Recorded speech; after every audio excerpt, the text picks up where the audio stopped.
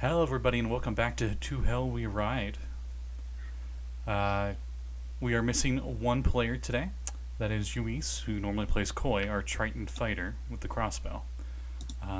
He is currently sleeping and will be traveling for PAX Unplugged.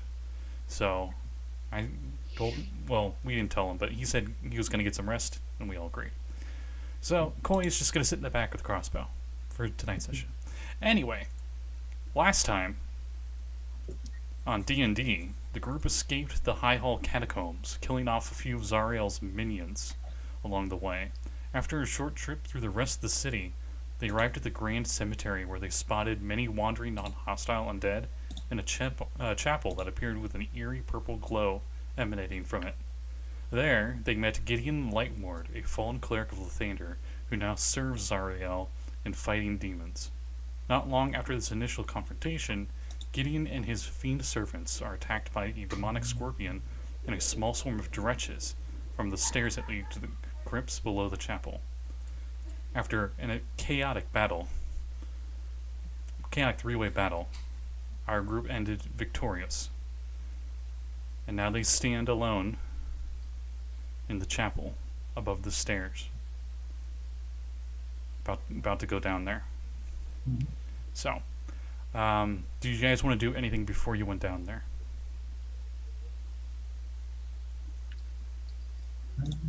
Anybody need a short rest? Let's see. Maybe a short rest. Well, if you want, I can take a look while we rest up. I believe Richtofen also wanted to check out the purple glow. Or you guys want to check out the purple glow behind the place? Alright, we will check out the purple glow behind the place. Yeah, let's take a look. Okay. Oh my god, it's on fire! Well, this is hell. Everything's on fire. Not Yeah, always. It's fine. There is a layer completely frozen. Yeah, true. And another layer that's just a swamp. And another layer that's just infinite ghetto. That And one sucks. layer that's a law office. It's ironically with the arch devil of greed. That's why it's a ghetto, because he doesn't share his money with the rest of his layer. Good stuff. So it's Scrooge McDuck, Mammon. but not Scrooge. It's the anti-Scrooge McDuck. Yeah. He's the evil version of Scrooge McDuck. I always forget what his nemesis is, but it's Glomgold? yes. Yeah. All right. So No one will forget the name Flint Hot Glomgold! that's ironic because I forgot it. Anyway, there it is. So you open up the back doors. If you remember, there were the glass panes of windows that were just sitting on the ground out of the windowsills, and that's where Brakka got that +2 quarterstaff of Lathander. Yeah. Because Lathander heard your prayer and probably relayed it over to your god, and they're like, made a deal. And Right. gave you that. And I got one from the jokes. The path around the chapel has been sundered by a deep hole in the ground, filled with a putrid purple mist. The haze filling the hole blocks any sense of how deep it might be or what may lie within as you move around the back of the chapel. And as you do, Richtofen, roll me a d20.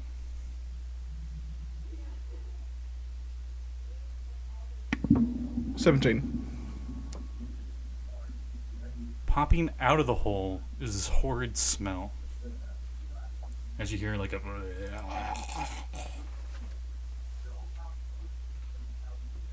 from something Lovely. crawling out of the hole.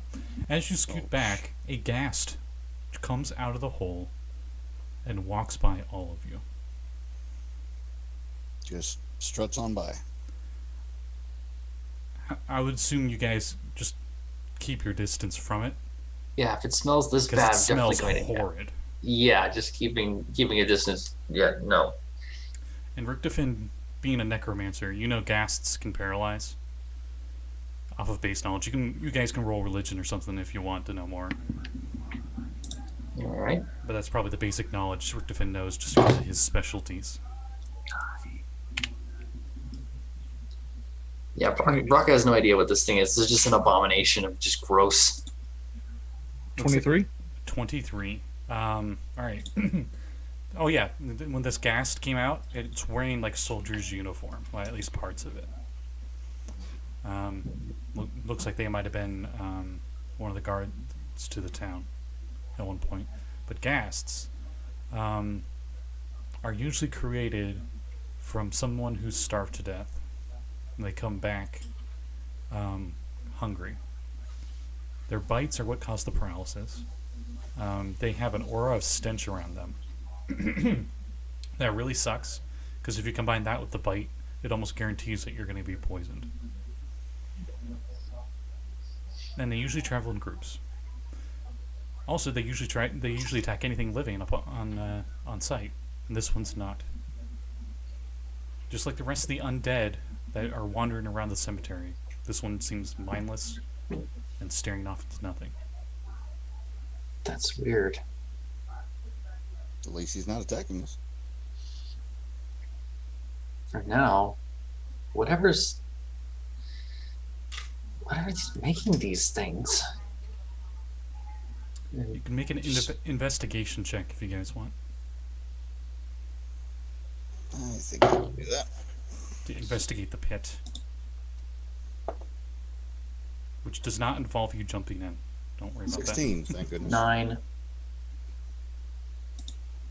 18. that. All right, Nix and Richtofen, you notice that the mist pulsates in sync with the crackling energy of the big giant black sphere called the companion up above. So either somebody's having a rave or this shit's connected. Perhaps it's generating these undead to fill this town. Also, you all can feel the energy from you seeming to not really sap out of you per se, but like this pit is not of life. It's like anti-life, aka negative energy. Lovely. So wait, this thing is connected to the companion, the thing up there?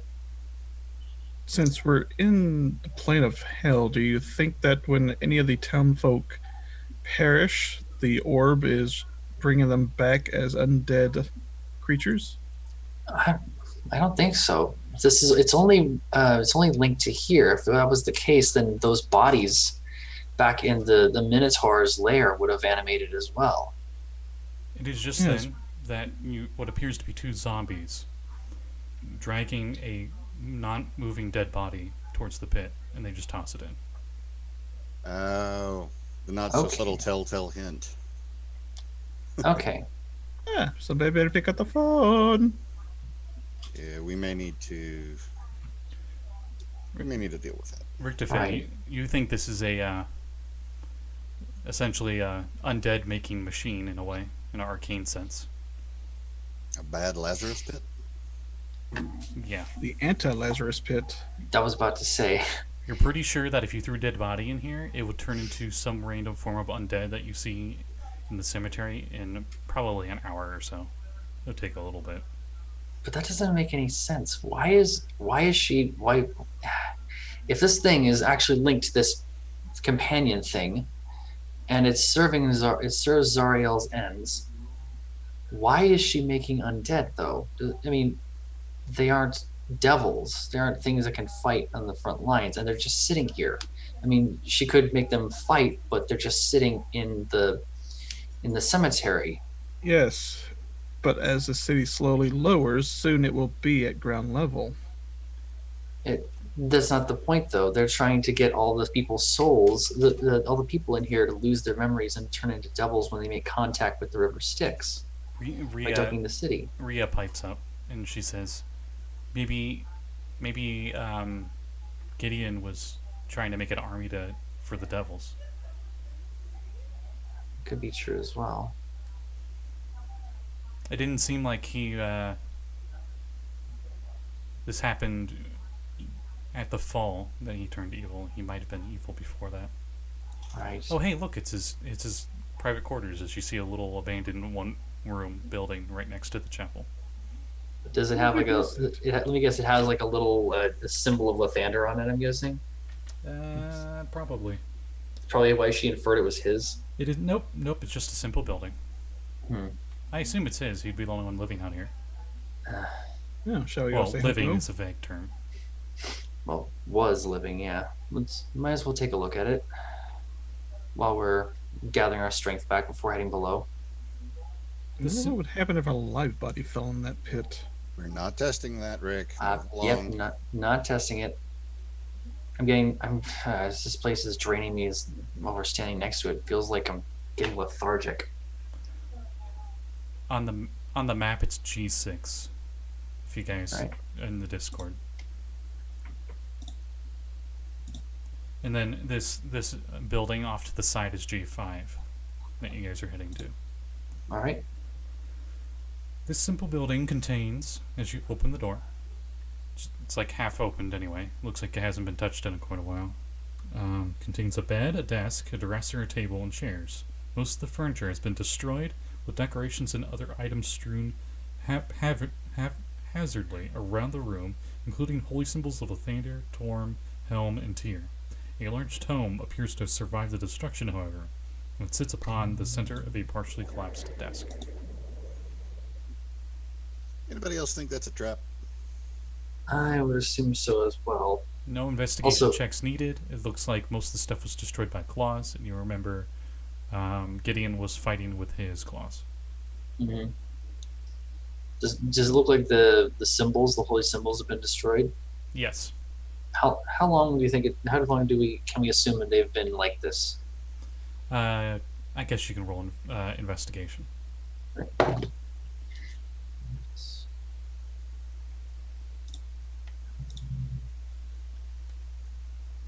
21.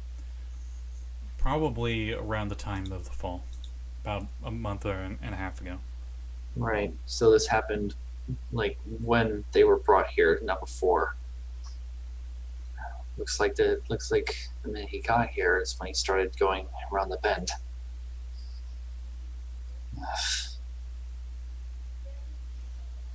Fucking cute.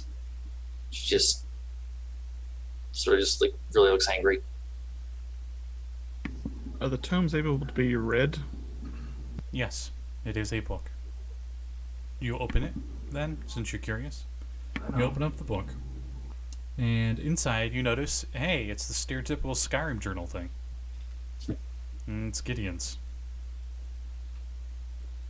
It's written in common. From the little bit you see when you just glance at it, when you open up the book, mentioning something about worship. It's for us. Continue reading or take it with us? No. Which do you do? Are we Both. going to take a You- short rest, both, or you pick it up and read it? That's why Yes. today was quote unquote. Inside, you see a testament of Gideon's months leading up to the fall of the city. Most of it is him talking about defeating demons, which are the worst things in the universe, according to him. That they should all be eradicated and destroyed infinitely. And it goes on to him talking about how the upper planes, where the angels and all them are at, and the gods are at, are fools and imbeciles and lazy because they're not actually going down and trying to destroy this pure evil that is coming from the abyss. And he goes on to praise Zariel, the archdevil, for defending the entire existence of the multiverse from the demon threat. And it goes on with that for a while. It's like But at least that 50 passage in pages. particular was written before he came here. Months before, yes. Hmm. And it's not in any specific passage, but it's like as you skim it, there's like at least 100 pages of Right. just him ranting. Oh, looks like Zariel is a It's his- fanboy. It's his Twitter feed, essentially. Right. Looks like Zariel might have taken an interest in her fanboy once he came here. Hashtag not my morning lord. Indeed. This isn't the source of the glowing purple light. No, the glowing light was in the pit, I think. This is where they were throwing the stuff. That's from a quick glimpse, but you can investigate the tome further if you think there's anything hidden in it. Or I search want to for continue to anything. investigate the tome. Okay.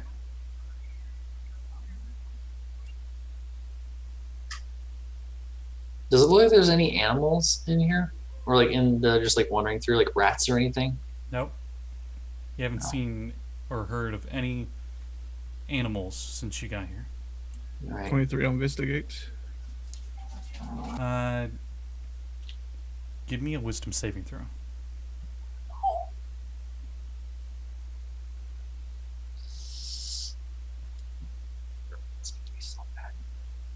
For Richtofen. Dirty 20. Okay. You're pretty sure that this is, while reading through this is obviously written by someone who is not of the sane mind. A lot of the things he says in this tome seem to contradict themselves. And you, for a moment, when you were reading some of it, you saw some of the script that was in common seemed to shift for just slightly, but then it went back and you like did like a double take and it was fine. But besides that, you don't really notice anything else about this tome. It's not magical. It doesn't have his cleric spells or anything in it. So what was the whole double shifting thing? You know, have you ever like been reading a book and you've been reading it like way too late in the middle of the night? Like it's like The 4 words in start the to morning, blur. and they start to blur. It's like that. It was like that essentially. Okay, so I don't see anything else of note. Nope.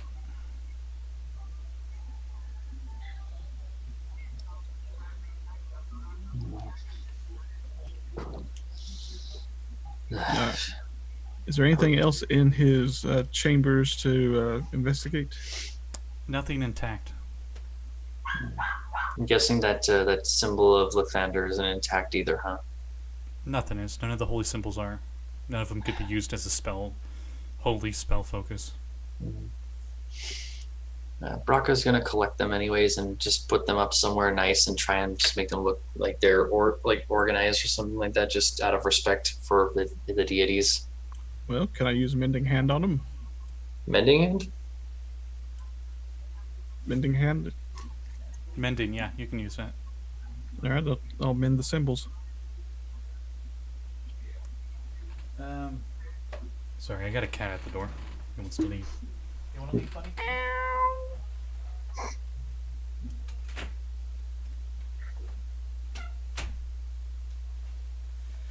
Okay.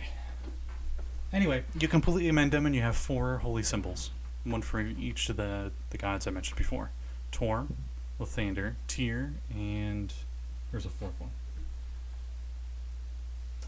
I always forget the 4th one.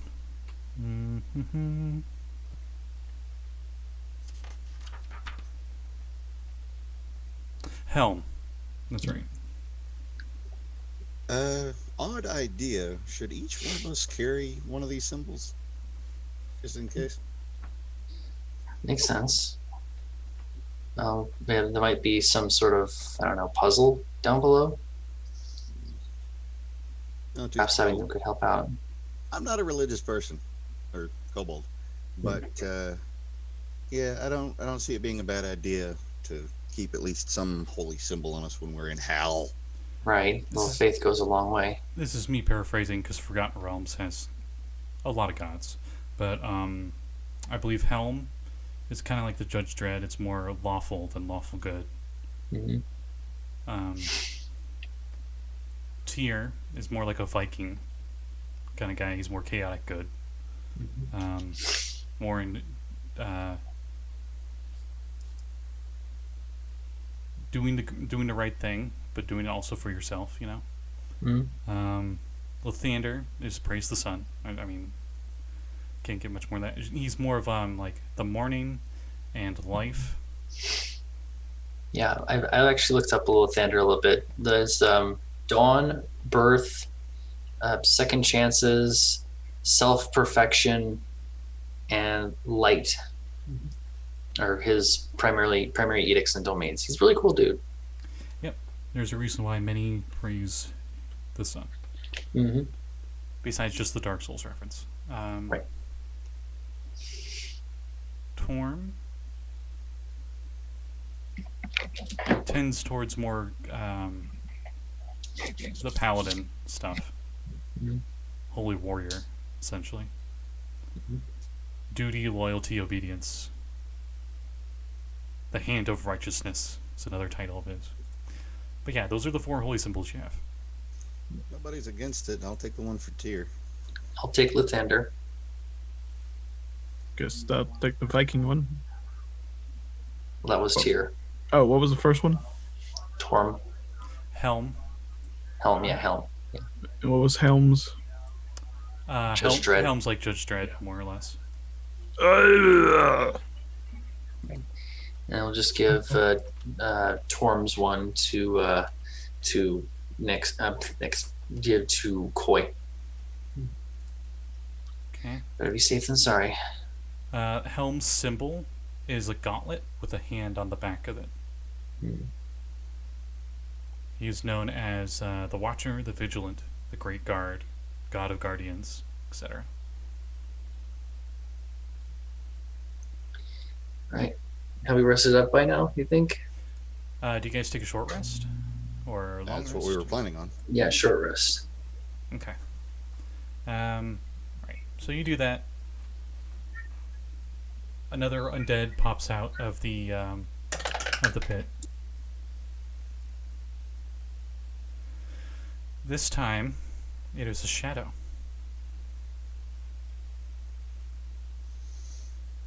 I'd say we stay away from it. Yeah, those things were the ones that actually attacked us last time. It doesn't seem to notice you or care. It just goes and starts like going from shadow to shadow in different parts of the cemetery.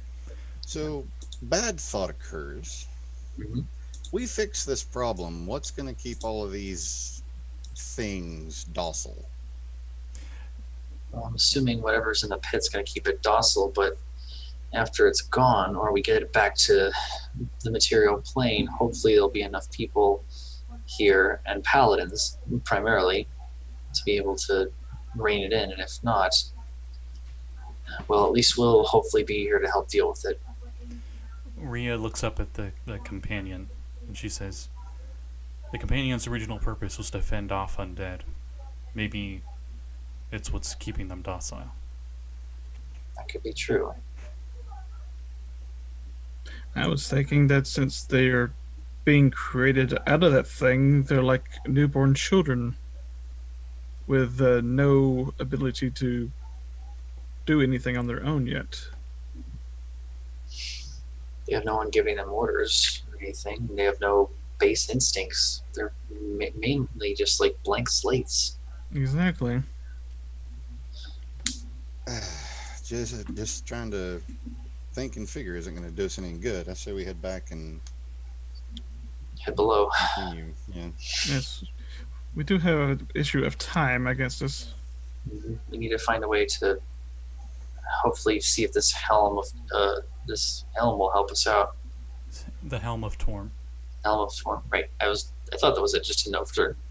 Hey, at least it's not the helm of helm. They I was about to say that would be missed out on that. I don't know why they didn't go with Helm of Helm. yeah, that would have been a little redundant, but yeah, that was a missed opportunity. Just like not having Art of Traxagor. So, anyways, Back to the church. yes. You head back into the chapel and you head down the stairs. Mhm. Down below, or they curl down to an unlocked door. Wooden door, iron hinges. Slowly gonna peek in. Creak it open, Slowly, quietly. and you see a workshop that appears to be where priests and acolytes had prepared dead bodies for their final interment. The place has been, Mortuary. yes, the place has been ransacked with knives, saws, piping, and tubes littering the floor. Acid and embalming fluid pour everywhere, amid a field of shattered flasks and jars. Also, I should mention this door is barely keeping itself on the hinge. There was a giant scorpion that went through it earlier. Right. Hey, look, we found Richtofen's laboratory. Broken glass and chemicals everywhere underground. A barefooted person's nightmare. Thank God I have claws. Well, I guess I shouldn't thank that. I should thank. You know what? Never mind. Brakka just looks down at her feet and just like wiggles her toes because she is technically just wearing sandals. Great. Just be very, very careful. And for those watching, they are in that room right now in the overlay. So on the opposite side of the room, there are double doors that are currently closed. Does anything in this room look salvageable? No, but you think you can make out tracks of some kind. Ooh, I'll investigate the tracks. I will give advantage to that. Survival Actually, check. what's your survival? Mine? Yeah. It's +3. I got +8 on survival. I can, if you want to sit. Assist, yeah. All right. All right, so that is. So that's 27 on survival. Holy crap! Okay. I rolled a 19 and a 2. Wow. The good thing you had advantage then. The most of the tracks are of a crazy kerfuffle of all those stretches and demons and stuff.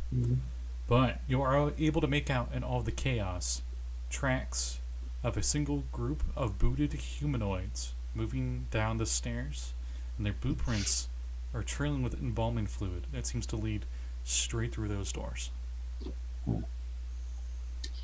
Also, those doors are slightly ajar, like inwards. I should have written this down. Uthric, what's his last name? The Grand Duke. Yeah. Ulthgar Ravengard, I think. No, Older Ravengard. Ulder Ravengard.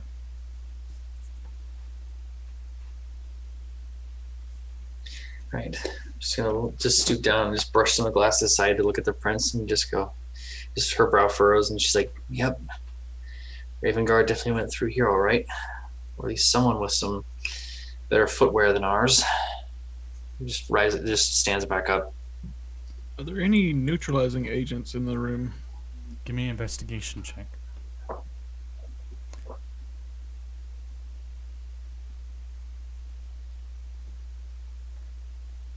22. 22, is that what you said? Yes. Unfortunately, all the vials that you could find were shattered and they're spilled and mixed with other chemicals. But you were able to tell for sure that these were this was the container they were in. It's most likely just embalming fluids in here. Right. Just And I head in. think that they went that way. Yeah. Yeah. Let's head further. Kill my joke before I can get it out. Oh, shit. Sorry. Anyways. You open the double doors the rest of the way, and you are immediately greeted by a T section in a hallway. You can either go left or right.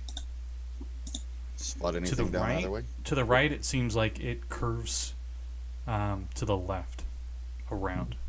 When you look to the right, when you look to the left, it appears to go to another T section. Did those tracks that I picked up, did it look like they're going anywhere, or is like the trail go Yes. cold? That's right. They look like they're going right. This way. They also look like they're going left. But you can tell that it looks like they went right first, and then they went left. Like they went that way, and then came back. I say we still head right first because there may be something in there that prepares us for whatever is down the other way. Well, what's the fresher set of tracks? Yeah. They're both equally fresh, per se. It's just, you can tell by the... most people tend to walk on the right side of the hallway, Mm-hmm. Right. and they're walking back on the left side, you know? Would anyone be object for me checking out a little further ahead to see what we might be getting into? Go for it. Sure, we'll wait here. Right. Wild shaping into what's got good night vision. Uh, what has got good night vision and is small? I would say a bat, but bats fly. Yeah. Lizard. Lizards have night vision, but Rats have dark vision. I'll do a rat. Just down into a tiny little rat. Just scamper off. I like to think whenever a druid wild shapes, it takes on at least one minor physical characteristic of them at normal. So I like to think somehow your little rat, like the top of his head's kind of got your hair turf. Yes. I would also settle for little tusks, but that's perfect. And little tusks. And slightly green fur. Like Beast Boy kind of dark green fur. Nice. Yes. And skitter up ahead. Are you you keep on the sides of the hall, but are you trying to be quiet or? Yeah, trying to be quiet. Go on the right hand side first. I'm not saying you're like running around squeaking as loud as you can, but Yeah. Just trying to be sneaky. all right. You can give me a stealth check. Is anyone else joining you? I thought I heard Nick say you were going to, or was? No, I said we'll wait here. Oh, sorry, my bad. You're fine. Totally misheard. Next, do you want to scout left? I thought Brakka was going left. Brakka's Brakka's going going right. I went right first. See where they went first. Oh, in that case, yeah, I'll stealth left and check out the other T section. Right. And I use the rat's dex, not mine. That is correct. Oh, But if you're That's a weird proficient, you use your proficiency. okay. All right. I did not know Because that. Druid. Okay. Because Druid. All right. Did not know that. That is that's 5. 5 total. 5 total. Okay. Nix, are you being sneaky? Yes. Okay, stealth check. Stealthing it up. I'm going to stay here with the bovine bouncers. Yeah, I was about to say you got an army with you. I think you're fine. So dirty 20. Okay. I'll do Brakka first. Okay. So everyone at home, just pretend like the Brakka token's the only one there. Alright, so this rubble-strewn vault contains 5 marble statues atop daises. 4 of the statues are unrecognizable, as their features have been badly marred by fallen rock from the cracking ceiling. The 5th is a finely carved statue of a kneeling man.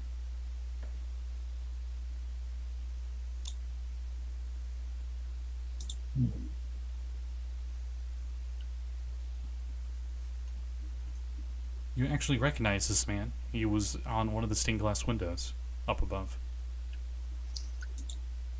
Oh. And this is actually a fairly big room with 3 big giant supporting pillars in the middle. Would it be religion to see what that guy is, or? I will allow history or religion. I think they're both equal, so I'll just go with probably religion. It's favorable, not really well. That's a 7. Okay. You don't quite remember him, but he seems like he's really important, especially since there's a statue of him. I mean, that just makes sense. Right. Is there anything else in the room that I can see? There's tracks and stuff in here, if you want to do another survival check. Right. I will do that then.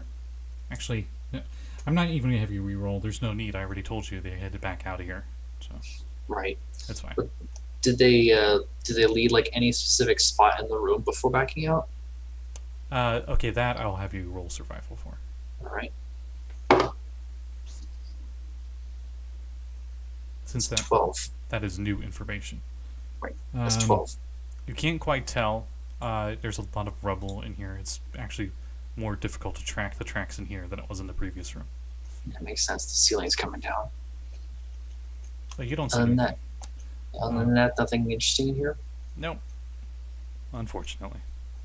Meanwhile, we go over to the Wandering Solid. Kobold. Solid Nix. Kobold. Boop. Kobold, you can go left or right. Nix? I'm here. Give me a second. Brother! Yeah, I look both ways. Oh, I thought you were Raiden. Oh, all right. Oh, So, that's an insult. Unless Got- we're talking revengeance, then it's something else. Anyways, either or works. To the right, you see that it seems to curve to the left, and when you look to the left, it seems to curve to the right. Almost like it's like a circular hallway that this T section goes into. finally my eyes feel crossed. Okay, so you're going this way, right? When you look that way, it curves up like this, and Oh, when yeah. you look that way, it curves like that. Oh, I understand. It was a pun of effectively being on the other side of a half circle. Any distinguishing features, tracks? 10-foot wide Stones? hallways. 10 foot wide? You can give me a. Oh, yeah, you'll need to give me a survival check, but in order to do so, you'd have to move further in To double check where the hallways are going. to track these tracks that are tracking. Okay, I shall stealthily move in. You stealthily move in and survival check. Survival check. Wait, why do I suddenly get the feeling of an Indiana Jones cutscene? Giant Anyways, boulder appears. I Yeah, was with expect- fedora. I was expecting the blades, but okay. Survival 22. Pit of snakes appear. Oh shit. The tracks seem to go to the right. Okay. I shall follow those tracks to the right a little bit further. Right, as you follow those tracks, you notice that it opens up to your left with a much wider, like 15-foot wide opening into what appears to be like the middle of this circle pathway that you were taking. And the walls are lined with funerary shelves, and they're filled with dusty humanoid bones. Relics and holy symbols of the four gods I've already mentioned are set prominently on a number of shelves. Neat. Any extra doors or pathways? Do you continue going the way you're going, or do you go left towards the center? Because in the center there seems to be like a circular thing. It's like a circle within a circle. Is the layout. I got you. Yeah, I'll head in. Alright. As you head in, give me a Constitution saving throw. Oh, balls. Oh, okay, it's not too bad. 18.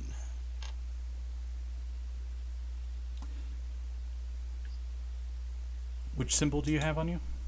Tier. Your symbol of tear glows black and explodes in negative energy as you take 9 necrotic damage. Ow. Yes. As you see, like, what appears to be almost like black smoke coming from the random dead bodies all around here, and they seem to all concentrate onto your symbol, almost like they're magnetized to it, and then your symbol's overloaded with negative energy and exploded. It's still intact, mind you. I'm just saying the energy itself exploded. But you are able to physically resist some of it. Damn. I'm gonna back out and go find the group. I assume Brakka's doing the same. Yep. Staying in rat form though. Just for the moment, gonna probably look a little further down the left hallway. Alright, for the sake of convenience, you both come back at the same time. Yay! Richtofen, you see Nyx come back and maybe kind of holding their heart a little bit. Are you okay?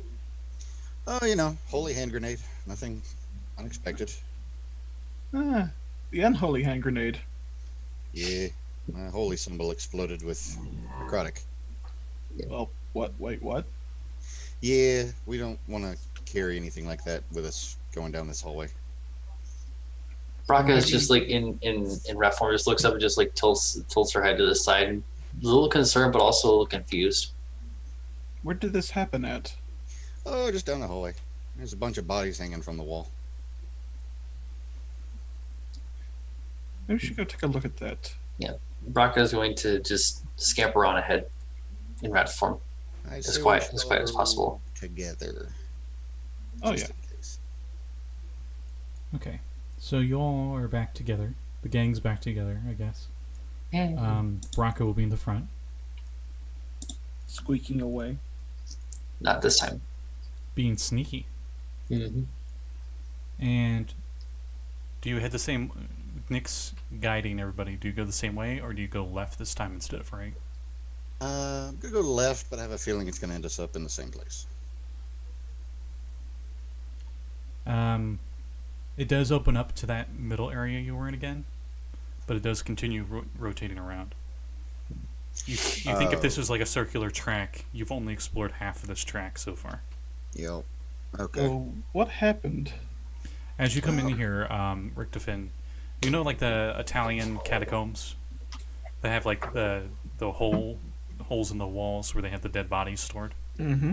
That's what this is. It's a chapel. It's where they put the dead to rest. I was asking what happened to Nyx. What caused his symbol to do what it did? You're not sure. You didn't get to really observe it. You're So that's why I was asking him. Yeah, you're asking Nix. Oh, sorry. Yeah, Nix would just point at the bodies and said, they have a very deadly stare. Because when they stared, it exploded. I mean, what did you do leading I up to it? Didn't do a damn thing. Did you walk in there? What happened? Yeah. That's all I did.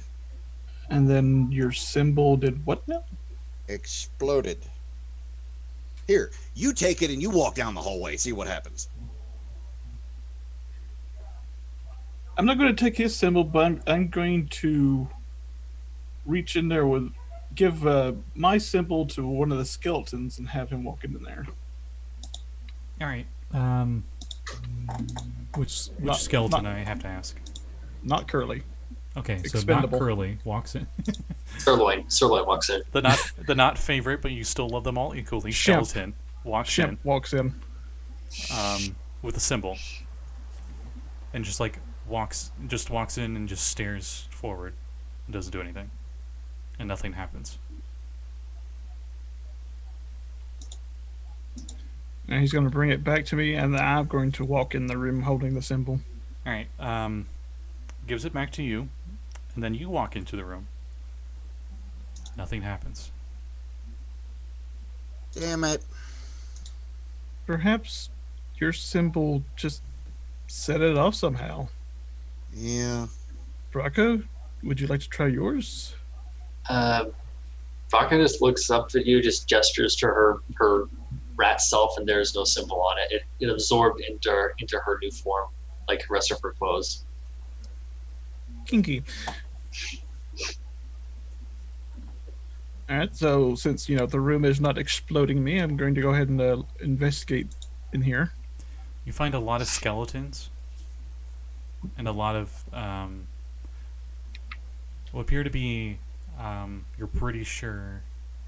I don't know how often Richtofen's been in graveyards or worked in graveyards. Probably a bit. This is the tombstones and stuff. That's for people who can afford it. People who just die and they're brought here. This is kind of where they get dumped, essentially. They have the specific rituals on them, like they got like a equivalent of like pennies on their eyes on some of them, depending on what gods they worshipped when they were alive. None of them appear to be undead, though. So nothing else of interest. Not that you Did the can find. tracks come in here? The tracks seem to lead further into the place. Well, shall we continue following those tracks then? Yep. All right. So you guys continue around the bend, and you see a huge chamber before you. It's lined with funerary shelves. Among stone walls are 6 bare daises, creating a display of dusty humanoid bones rising from floor to ceiling. It's quite a big room. That's a lot of minions.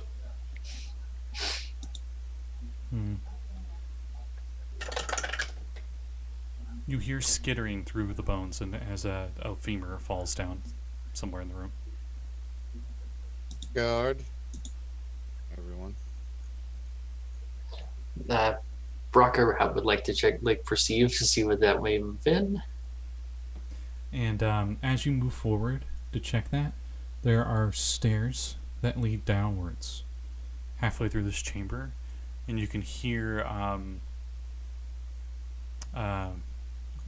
noises, some like grunts and stuff. Right. Down those stairs. Oh, They seem to be quite a distance away. Perception. Sure. Soft 20. You hear in Orcish tasty, Orcish. among other words that are really hard to hear from here. That was Orcish. Yes.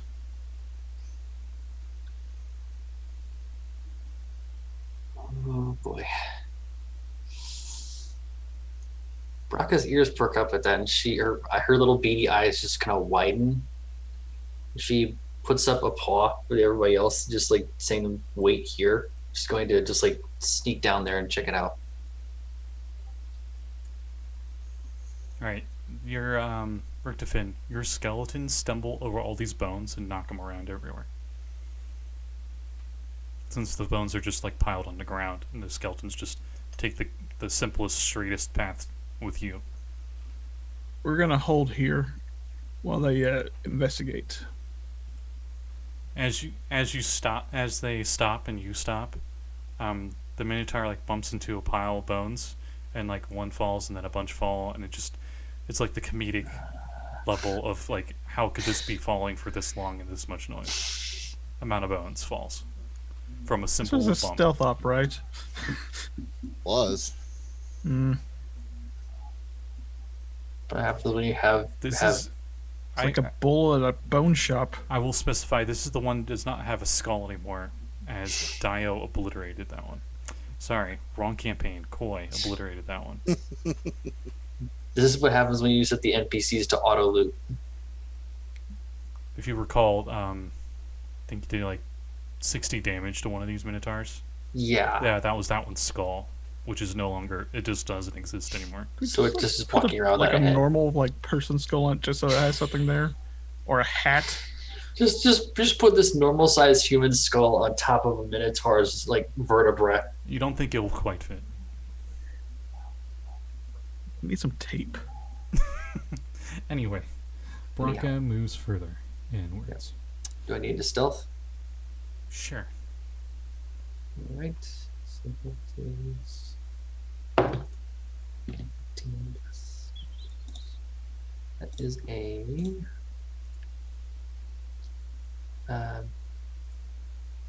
17. Okay. As you move further in, you see that this area. Just pretend it's just Brakka, everybody at all. This area is set with cushions and low stools of brown oak. Above are empty daises, a wall covered with a mosaic shaped of colored chips of bone, artfully arranged to depict scenes of funerals, the migration of souls, and the celestial realms. Lettering along the bottom, the mosaic reads in common, "Contemplate life. Death comes soon enough." You're proficient with religion, right? I am not. Oh. But out of character, I know what that is. Okay. Could I roll to see what it is in character? Nope. No. Cool. You continue further in? Yeah. You continue further in as a little rat. And you know what? Boop, boop. Boop. Whoops, not Lulu. I'm just removing these tokens. Since it's currently a Brakka scouting mission. Okay. So you scurry up ahead, and you go down some stairs. and continue down this hallway. This hallway goes about 40 feet long, and it goes down some more stairs. As you head deeper and deeper down below these crypts, as there is a door closed to your right, where all this noise in Orcish is. And as you're getting closer, you're able to understand it better. And you're hearing,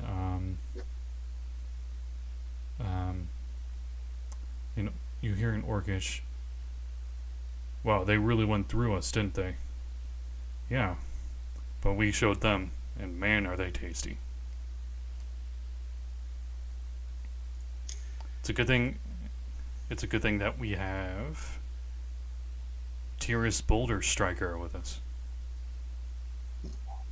Yeah, he's a pretty tough Minotaur.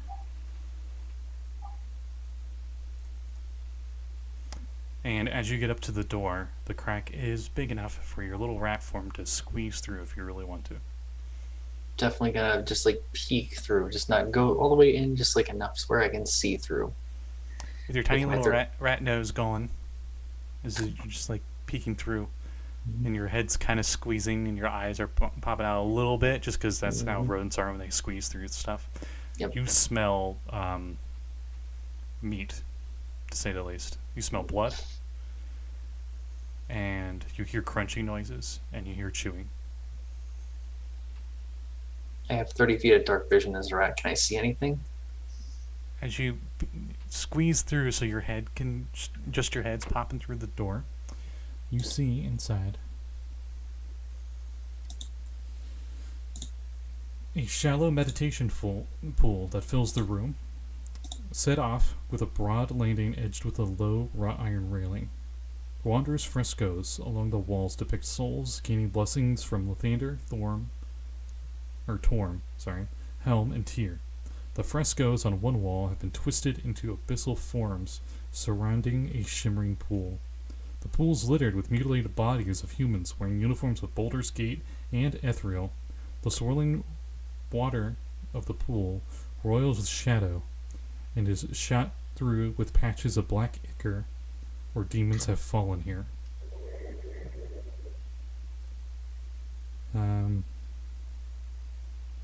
Also, you see in here, to your horror, a few orcs, and they appear to be eating these human guards, what's left of them, and also dead orcs that are in this room. You see a minotaur also doing the same. Seems like the minotaur's getting the pickings, and the orcs get the scavenging afterwards. And you see a very recognizable looking demon. Looks like an orc mixed with a minotaur. The orc minotaur has very minotaur-like, very spiky, jagged horns. Has a little bit of a tail, and he has this really wicked-looking, nasty blade. And he seems to be sitting on top of a pile of dead bodies. And next to him, you see the pile of goodies that they seem to have scavenged off of these dead bodies. One of these goodies appears to be a very shiny looking holy helmet.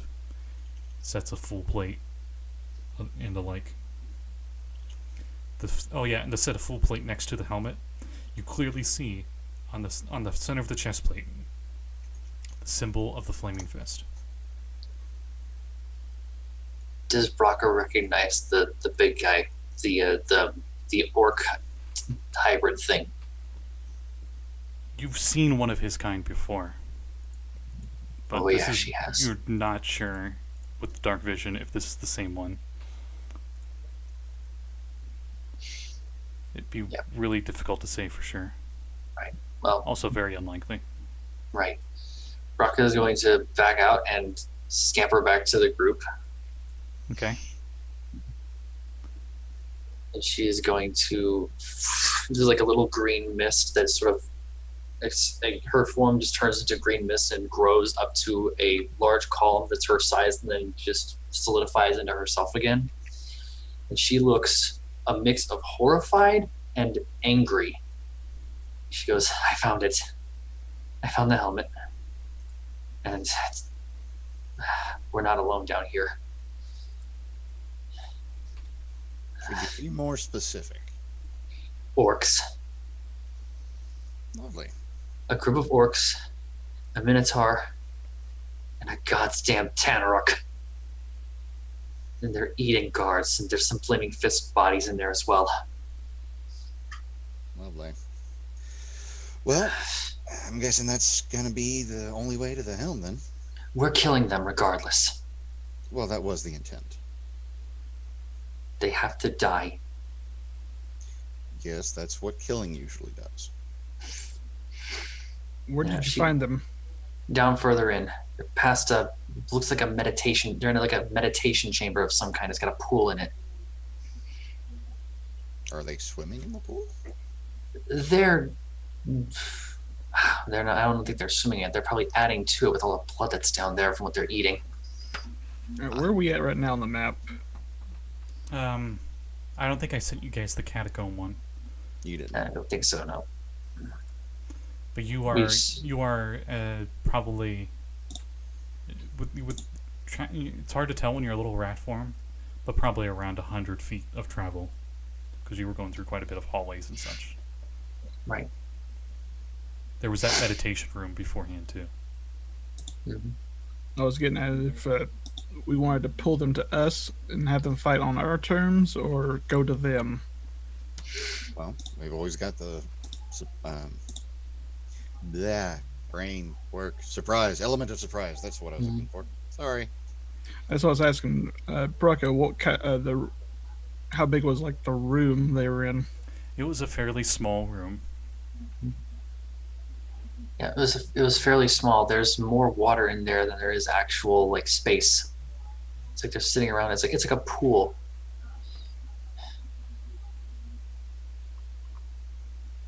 Guessing maybe the priests maybe cleanse themselves there before doing rituals or something.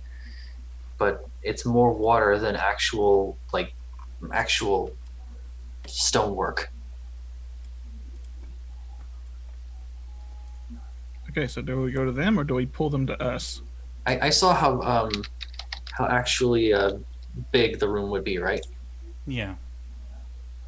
The Minotaur was big enough that it took up many of the sections, like the orcs and the Tanaruk demon would have to squeeze past the Minotaur, move around Yeah. it, so to speak. Yeah, the Minotaur was taking up much of the actual room itself. It was like an L bend when you went in. It was about 10 feet wide, move 15 feet in, and then turns to the left. And then Yeah. that bend is also 10 feet wide. Yeah, it's gonna be cramped fighting for them in there. Probably exactly what we want to do is go to them. We know from like our encounters with demons that are they vulnerable or like immune to fire or anything? They can be. All right, just curious. You can give me religion checks. Or, no, arcana checks, if you want. All right. 26. Yeah, that might game on bottom. That was way too low. It was a 2 on the dice. Said 26, Mav? Yep. Demons are considered the cancer of the multiverse. For wherever they invade, they corrupt it and they spread their influence further. They are the epitome of chaotic evil. They are always out for themselves. Even if they do have a leader, every demon secretly wants to be the leader of everything. Devils and demons have been fighting each other since possibly the beginning of time, or at least that's what it seems like. The demon that Brakka described is actually a half-breed. A corrupted orc baby that has been turned into a demon and corrupts the rest of the tribe into following the demon lord Baphomet. That's what it was, Baphomet, which is pretty much a big demonic minotaur. You do remember the Minotaur saying they came here under his mission. You've seen the symbol. It's the nasty-looking maze symbol that they are carving on dead bodies. Oh, Nix. Yeah. Your shield. How many of those charges does it have? Well, since we've slept. Oh no, sorry. Used one on the tower. I got 2. Or I could do something really fancy. Oh. Yeah, from what he tells me, or what it tells me, I can also make a wall of fire. But that uses up the 2 remaining charges of fireball. So Do they recharge or? every dawn. Well, you throw a fireball. I throw a fireball. We have a bunch of cooked beef. You know fireball? I read a book. Can you cast fireball? Do you have any third levels? Well, did you use your out of character? Did you use the arcane recovery to get anything back? Yes, that was the rest. Right, I kind of figured as much. The I read a book is kind of funny. How many do you got now? Well, I read all those that we were traveling with. What was that, like 6 spell books? There was a lot of heavy reading. It was a long trip. 10 days. Okay, I mean, far be it for me to stop you from casting it. Yeah, Brakka looks uncharacteristically angry right now. We cook them, and then I let Brakka go in there and have her way with them. She goes, "Do whatever you want with the orcs and the Minotaur, but the Tanaruk is mine." If it survives, it's yours. Why do you have to phrase it like that, Rick? Like what? Are we ready? Let's do this. Yay. So next would be up. Well, I guess we have to make our way there first. Mm-hmm. So do we make our way there? Let's make our way there. Let's make our way there. Thank you. As you're heading on your way there, you get to that meditation chamber. The one that says, "Contemplate life, death comes soon enough." It has no idea. And as you get there, and Nix and Brakka, I assume, are in the front, right?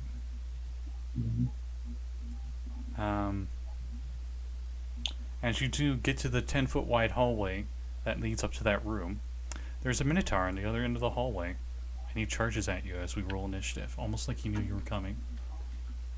Right. You read a book. So, You do. let me roll for that. Ooh. That's an 8 for Nix. 19 for Brakka. Do I need to roll since I'm not in immediate contact? Yes, you definitely do. Because 17. you will be pretty soon. Alright.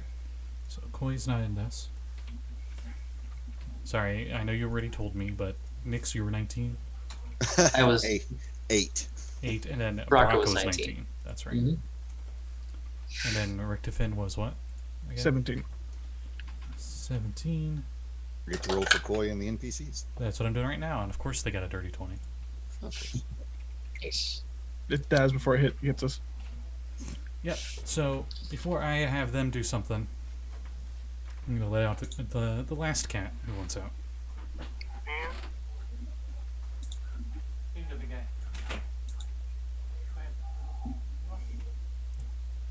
I'm just giving them shit, people. I'm not actually insulted here. It's a little confusing looking on Zoom and then his Twitch, how the camera is reversed. Yeah, a lot of. I don't know why people do that. The Minotaur says in Orcish, "I thought I smelled a rat." Or sorry, "I thought I smelled a rat," as he just charges down and he looks really angry. Since he got the surprise on you guys, goes first. Right. So as he runs down the hallway, he will reckless. Oh boy. and he only gets one attack, luckily. Let's see, who will he go for? I'm going to roll d4. Odds are going to be Brakka, and evens are going to be Nix. I got a 1, so Bring it. Minotaur's charging at you. Oof. I rolled 2 nat 16s. So Which- 24 definitely hits. Yeah, that hits. Alright, you take quite a bit of damage, but first I'll need a strength saving throw. All right.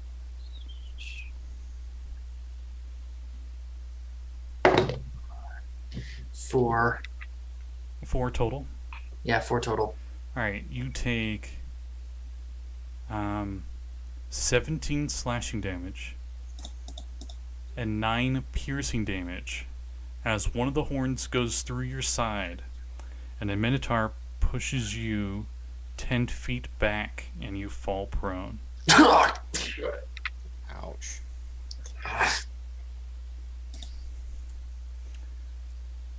Ow. Up next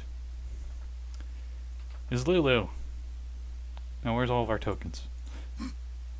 Lulu, where are you? Now I can just see a Scooby-Doo parody. Anyway. I was thinking that. Lulu, looking for you. I was trying to figure out how this song would go. Lulu, where are ya? I'm over here. God, Lulu would be Scrappy Doo and everyone would hate her. Okay. Lulu doo. Okay, stop it. She flies over and she attacks with her tusks. You get off my friend. Yeah. Doesn't do anything. Rhea pushes, well, not pushes, but moves Nyx out of the way so she can get up to the Minotaur and she attacks. Yo. And she's right next to you. One attack does hit. Oh yeah, I forgot. They have advantage because reckless. Oh, Lulu's turned into a nat 20. Nice. Okay, so first I'll do Rhea's damage.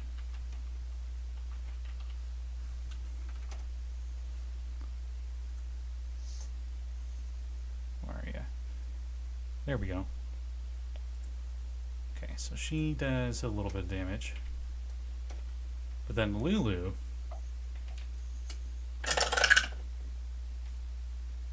does 9 piercing damage, and with an 88 on our crit chart table, Nice. and Xanathar's last notes to everything else available in the DM's Guild. Plug. Got it every time. Lulu gets a follow-up attack. Eat it. Oh, nat 5 and a nat 2. Come on. Alright. So, right after them is Brakka. Brakka, you are prone with a hole in the side of you. I am going to. Brakka just goes, ow. And is going to put a level 2 cure wounds on herself. That is 2d8 of Well, healing. While in combat with the Hell Rider and the Holophant, the Minotaur briefly glimpses over towards you and just scoffs at you. Yeah. You notice Yes. that he has, now that you're in lighting in this room, that he actually does have a self-mutilated scar of a maze on his chest. Like it was carved Says- there and it healed over time. His tusks also have maze-like engravings all over them, and your blood drips down their lines. Lovely. So that's 14 hit points she got back. She's going to just use that half the movement to stand up, and that's all she can really do right now. Okay. After Brakka is Richtofen. So Richtofen, you got your small army. All right. The main problem is it's a 10-foot wide hallway. And your Minotaur skeletons are, well, Minotaur-sized. Just like this Minotaur, take up the hallway. Minotaur. Sorry. They're going to. Everyone at home, ignore the tokens that are orcs. They're not here yet.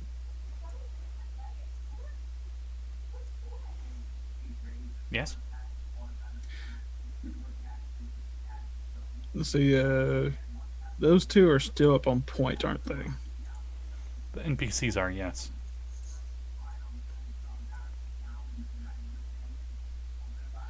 The Minotaurs are going to be stay back until we can pull this guy in, because it's going to be a cluster. The archers are going to arch. Alright, they move in front of Brakka.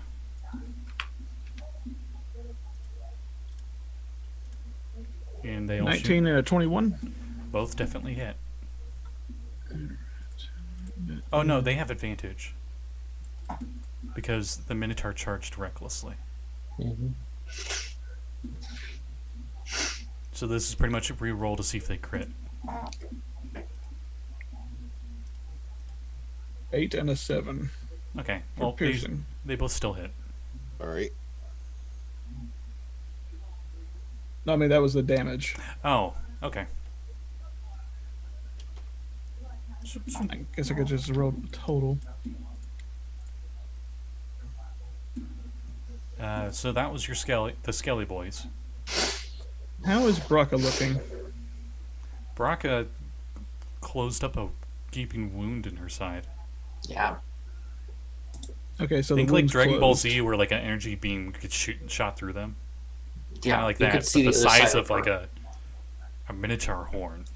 Like a bullhorn. Yeah. Yeah. Okay. Okay. So she's not bleeding right now. No. She's Just injured hurt. up. Just hurt a lot. How's the Minotaur looking? Minotaur is actually looking fairly hurt. A few jabs from tusks and long swords and a few arrows in it.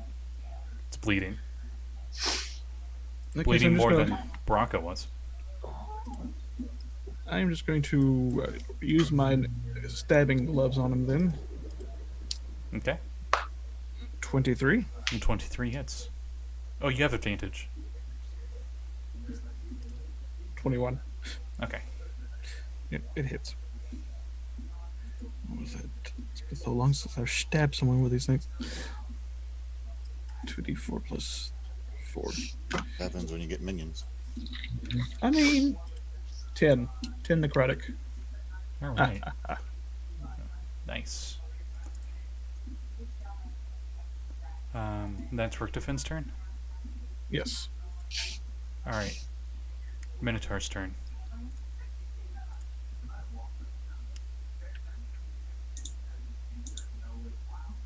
I still find it weird they only get one attack, but that's okay. Does Koi shoot?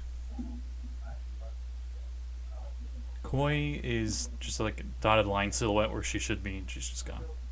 Oh. Because I don't have her stuff. So. Actually, I might. Let me double check.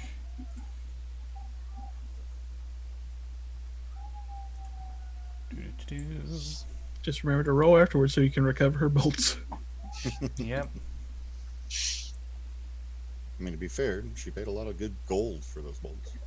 Thankfully, she doesn't need to use the silver ones on this thing, I think. I don't think you guys fought the Minotaurs before, did you? Yeah, we didn't fight them yet. No, not You fight fought- you them. fought We with fought them. with them. Yeah. Yes. Ah, there she Get them out of is. the city. Has he been updating her on D&D Beyond? Yes, he has. Okay, all right. Neat. So Mash Brothers cut. Whoosh. Koi flips in. So, I'm going to have Koi go at the very end of initiative then.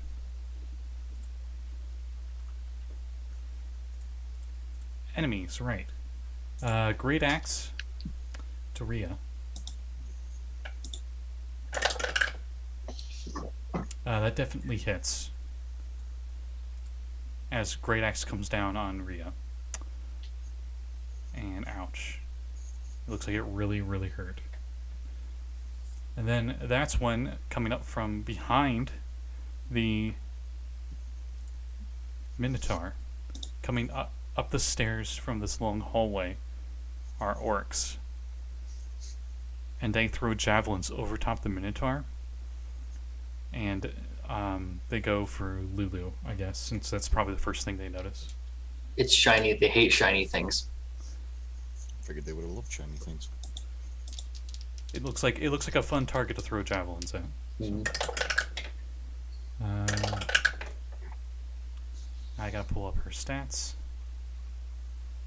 Why did I not have her stats on the ready? Nobody knows.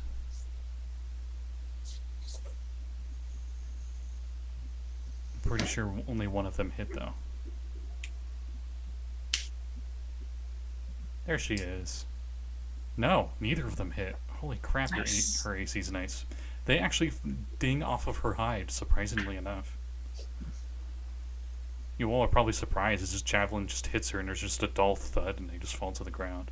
And she kind of like,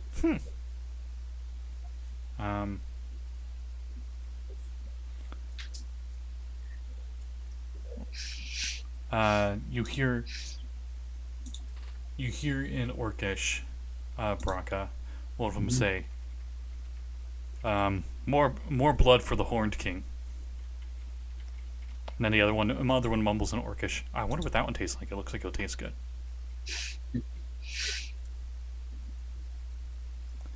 So, after their turns, it is Nyx's turn. So, Nyx, Rhea pushed you to the side, and she's like up toe to toe with this Minotaur. You're 10 feet away, but there's a wall corner in your way. And a Rhea. Okay. So if I peek around the corner, am I able to see the orcs that just tossed the javelin? Yeah, you see 4 orcs. 2 of them threw javelins. And you see behind them what you think is an orc. It's a bit taller than them, though, and it has almost Minotaur-like horns. It's almost like a 20-point buck or something. It's crazy. Lovely. How close are the 2 that toss javelins to the Minotaur that's in the party? Or that's messing up our party? There's a 10-foot gap between them and the Minotaur. Okay. So, mechanically speaking, 15 feet between the Right. 2. Okay. How wide is this hallway? 10 feet wide. And it's a very long hallway. There's like, it goes downhill too. Do it. Do it. Do it. Kill him. You know you won't do. Oh, sorry. Yeah, I kind of do.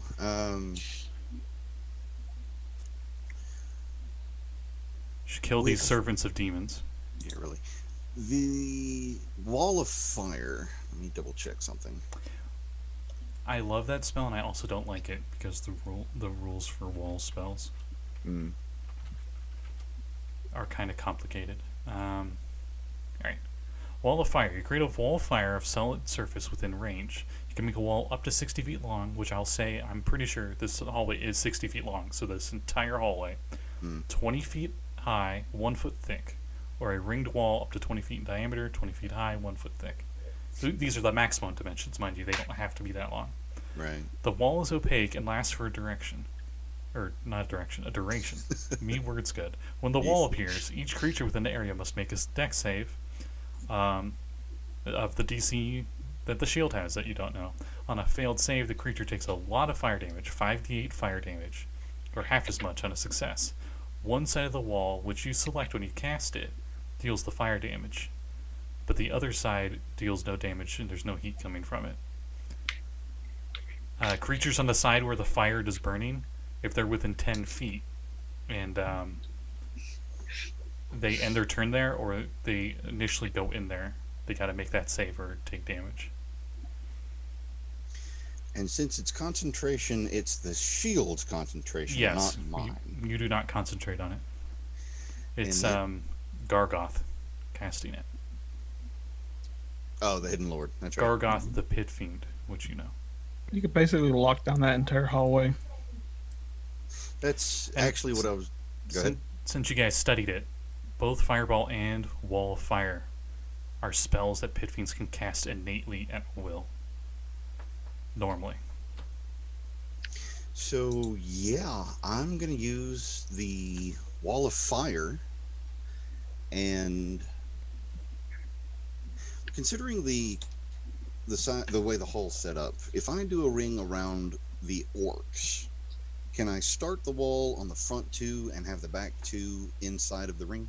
You could easily, with the wall, just have one of the two walls going down to 60-foot hallway be the fire, and everything in that hallway is affected by it. Nobody on your side is in the hallway. The Minotaur is actually blocking it. I think that's exactly what I want to do. I'll torch these motherfuckers. Okay. Sorry. I'll say you're fine. I like to think Gorgoth, since he's speaking to you via telepathy, he's like giving you these strats on what you should do with the spell almost instantaneously. So for everyone, it wasn't even a second that passed while you were debating on what to do with the shields. Oh Wall of god, fire. this show's a pit boy. No, it's like anime where they like go into like a little big monologue thing, and it seems to last the whole episode, but apparently it's only like a second or two. Yeah. Right. I'm thinking Bleach instantaneously. Yeah. Ichigo No. versus Rocky. It definitely is a Metal Gear game. It's a battle of cutscenes. So I'm rolling the dex saves. I figured as much since you know Fun- the DC. Fun fact: an orc got a nat 20 and failed. To give you an idea of how high the AC is for this. It's what I was hoping for. Now let me get the online dice roller because I don't have that many d8s. Holy shit.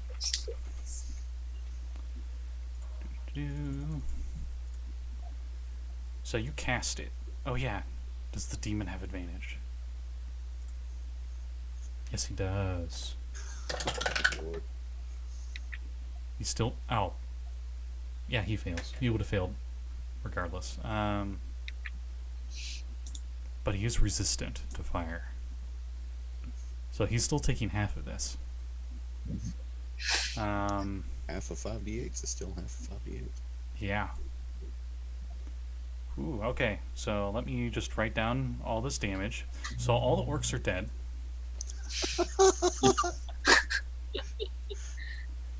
The Minotaur is thoroughly cooked. Yes. And you can see through the fire and the flames that you can carry on. And so can this thing way down the hallway. Menacing silhouette, almost Terminator style. Dragon Force starts playing in the background. That's what I was thinking. And this lasts for a minute. Also, you can't, with the spell, you can't be like, it doesn't affect friendlies. It's anything in its range. That's why I made sure to put the flames downrange. So Minotaur's dead. Minotaur is still up, but it is on fire. And the orcs are gone. And the orcs are gone, but except for the one in the very back that was bigger than the others. We need to kill this Minotaur quick because I don't like my meat well done. And that's Nyx's turn? I'm not going into the middle of that shit, yeah. Oh yeah, you had to use your action to do that too. So, Yes. Koi's like, I shoot my crossbow. Pew, pew. I use sniper thing that gives plus 10 damage. Sharpshooter. Yes. Pew, pew. Holy Like doing shit. Corey and he- Language. Also, Minotaur's down. Wow. Yeah, Koi's not going to use superiority dice because Koi's already used almost all of them. Oh wait, no, wait. You guys took a short rest. Let me short rest her. Maybe. Oh, I'm not allowed to do that. Never mind. I do not feel have like a those tennis permissions. match all of a sudden. I do not have those permissions on D&D Beyond, but that's fine. Oh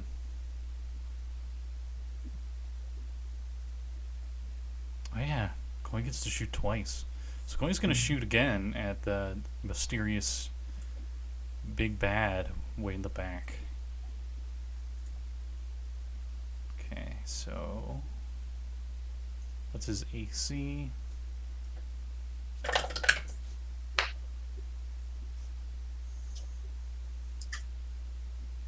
Okay, that would hit as well. With max damage, of course. Of course, because it's Koi. No, it's his dice. They either nat 1 or just give us everything. Right. Okay, so after Koi, we loop back around to the NPCs. Oh yeah, forgot to remove the tokens. So everyone, 1 orc down, 2 orcs down, etc. And a kobold did all that, mind you. The shield did. Fuck Let's off. be honest. I wish I had. I should have spell graphics to put on the board, but oh well. Yeah, 'Cause then might they'll- be a little. Sorry. You're fine. Lulu can't do anything because Lulu is out of trumpet power till long rest. Oh no. But Rhea shoots an arrow or 2 at the guy, and 1 does hit for some damage.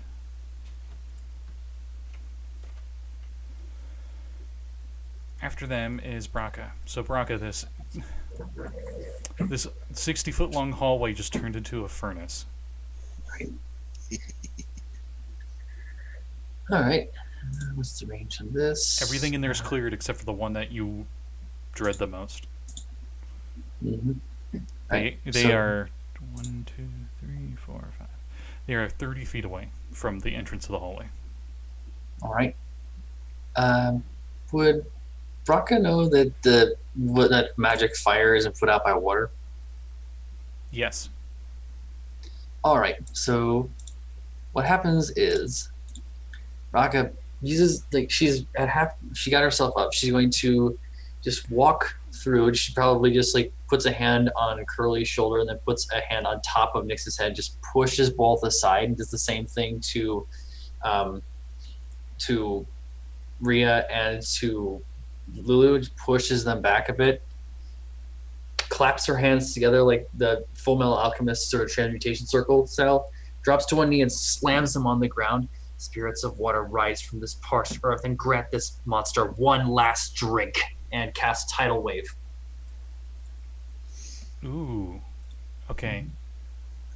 That is a dexterity saving throw for the Tanaruk. All right. You hear the shield scoff, Nix. What's your spell save? That is 16. It passes on the dice. Right? But it still takes half damage of 4d8, I believe, magic bludgeoning damage. Yes. The entire room is filled with steam as the water conjugates and mixes with this hellfire. And you guys are in a sauna. Oh, lovely. I can exfoliate my scales. It's 21 halved. I fight in the schwitz. And you notice that the tidal wave itself seemed to have been reduced because of the fire. Right. And thankfully for him, he's not knock prone. Mm-hmm. And that's Brakka's turn. Mm-hmm. That is Brakka's turn. Right. Richtofen, you're in the steam room. Ah, so relaxing. Ah, you bastard. Exactly. And first off, the Yep. archers are going to arch. Okay. Pew pew pew. Why am I rolling? Go ahead.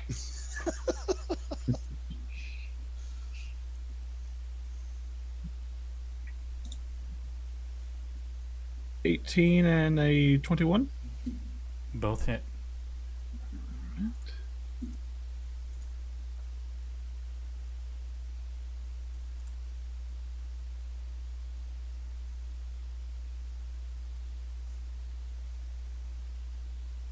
In total damage, How much total? 10. Piercing. Okay.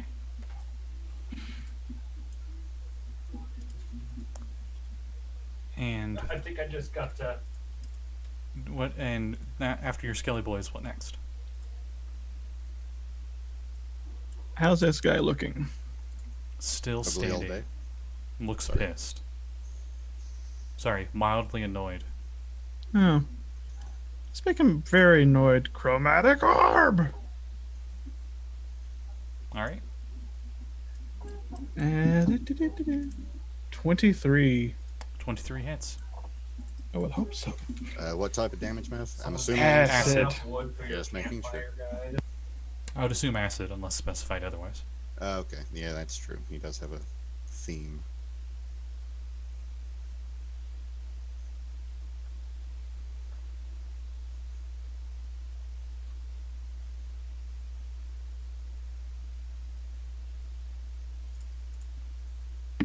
Sorry about that. 22 acid.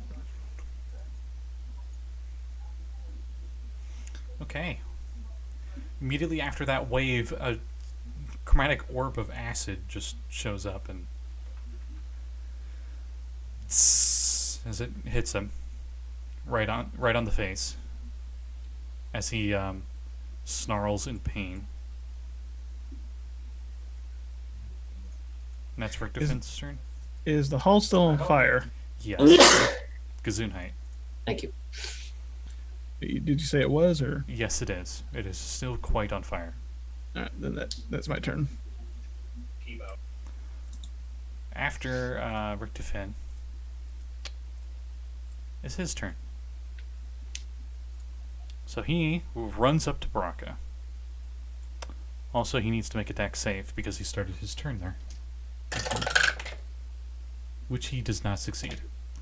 Fun fact, you'd have to roll an nat 20. So he takes some more damage. Let me re-roll that. Oh, not as much this time, but still. Damage is damage. As he is still covered in fire, think of Metal Gear Solid 5 Burning Man or whatever his name was. Just runs right up to Brakka and out of the fire and swings the great sword at Brakka.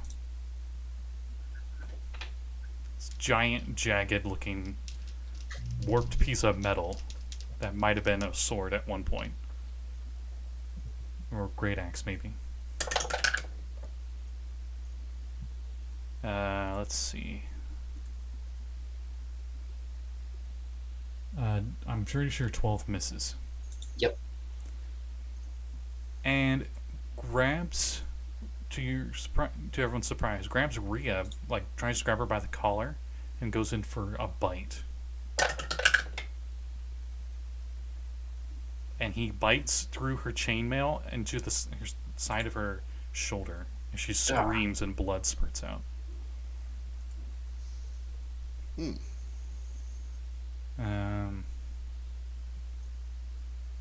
Okay.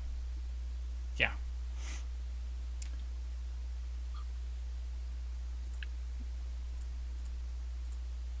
That is its turn.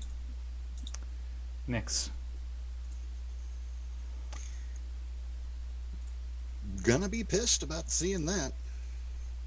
Gonna fire off a chromatic orb at level 2. Straight into his face. Okay. It doesn't have a chance of hitting You are her. within 5 feet, by the way, because he ran up into the room you guys are in, and it's kind of cramped in here, because everybody's at the choking point, besides Richtofen and his 2 Minotaur skeletons.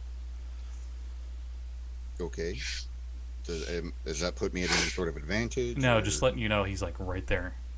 Okay. So yeah, I'm gonna fire off that chromatic orb at level 2. All right, fire away. That up here. Lightning, of course. Level 2. 21 to hit. 21 hits. Lovely. 3d8 coming right up. Wouldn't that be 48? Yes, it would. Thank you. Yep, because you cast it second level. Good catch there. Very much so. And thanks to that, that's an additional 5 points of damage, making it a total of 16 lightning. Okay. He is barely well, not barely standing, but he is really, really messed up. He should not be standing right now, being the size he is and the amount of stuff you guys have thrown at him. And as a reaction, he says in Orcish, swinging a sword at Nyx, "Out of the way, you damn salamander. She's mine." Bitch, I Um, But you just hear him yelling in Orcish. yeah, I don't understand what he says. Does a 19 hit? Yeah, Shield. I don't. I do. I do shield. You shield? I shield. Thank you. Okay. That means it does not hit. Thank you. Thank you. Alright then, after Nyx is Koi. And Koi's like, "Oh no, better shoot bow." Pew. Can you only do the sniping thing once a one attack, or can you do it on every attack? I think you can do it every attack. I hear a lot of sniping coming from her. Sniper!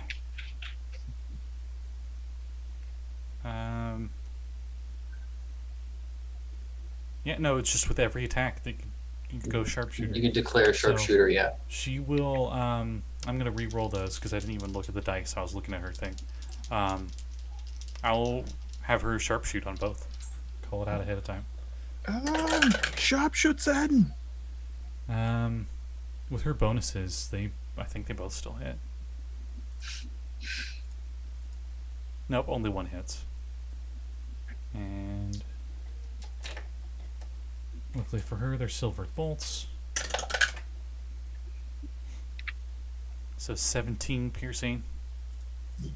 And once again,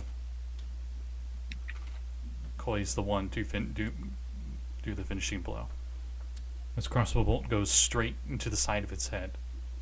And it falls down. Before it does, Brakka wants to grab it by the horn. Okay. You just glare at it. Just watch the life leave its eyes this time. Then she's going to take her scimitar and just get its head off. One less one of you. I'm just going to break the horns off of it. Just keep those. Then just soccer Swear. punt. You swear Just soccer punt the head. that it smiled when you got angry at it.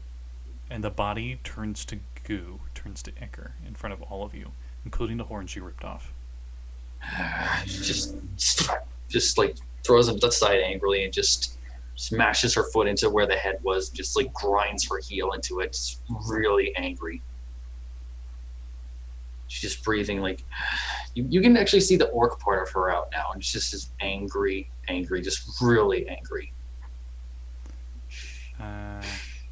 Do you need a moment? I'm fine. Nyx is going to be checking on Rhea and trying to tend to that wound. I want to recover my bolts. Yeah, as soon as Brakka sees that Rhea is hurt, she goes and does her spiritual healing ability. Yeah, Rhea was the one that got rocked the worst, right? I think she's the only one that took damage on our side. I took damage. Brakka took damage. Only other one that took damage. Yeah. She'll use the last bit of her healing ability on Rhea. It's 6 HP and 2 temporary HP to Rhea. Okay. Sorry, I'm looking up something.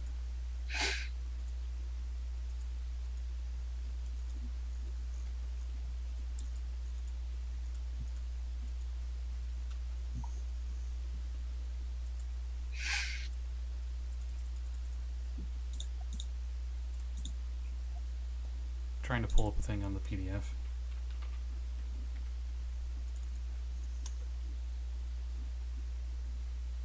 Something to do with the goo.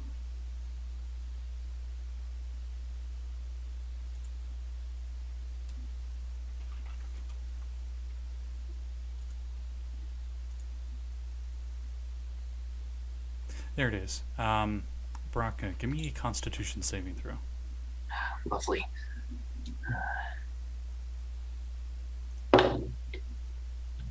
Shit balls. It's 6 total.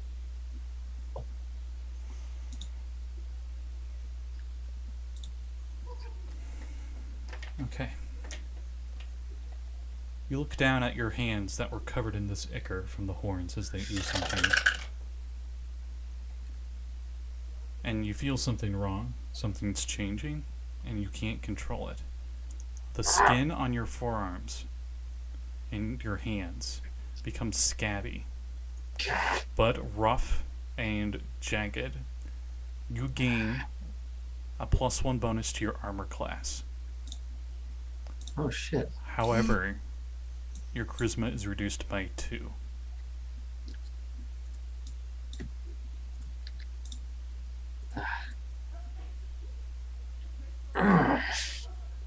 She just like grimaces looking at that. Fuck.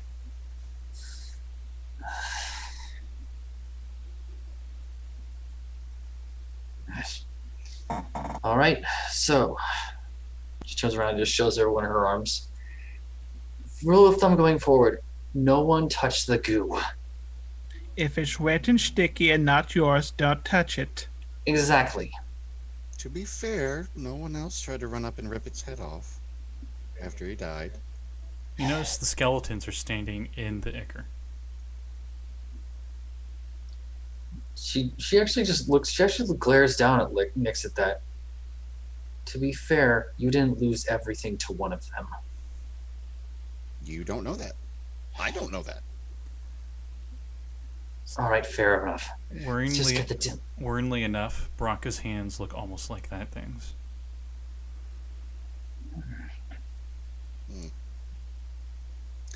Should have that looked at. I plan on it. Let's just get the damn helmet and leave. Can I examine her hands? Arcana check. Ah, good. We're Excel. She'll definitely just let you take a look at them. Just like obviously still very. And 26. Okay. Hey, this demonic ichor has some surprising qualities to it. It seems to be able to cause flesh warping.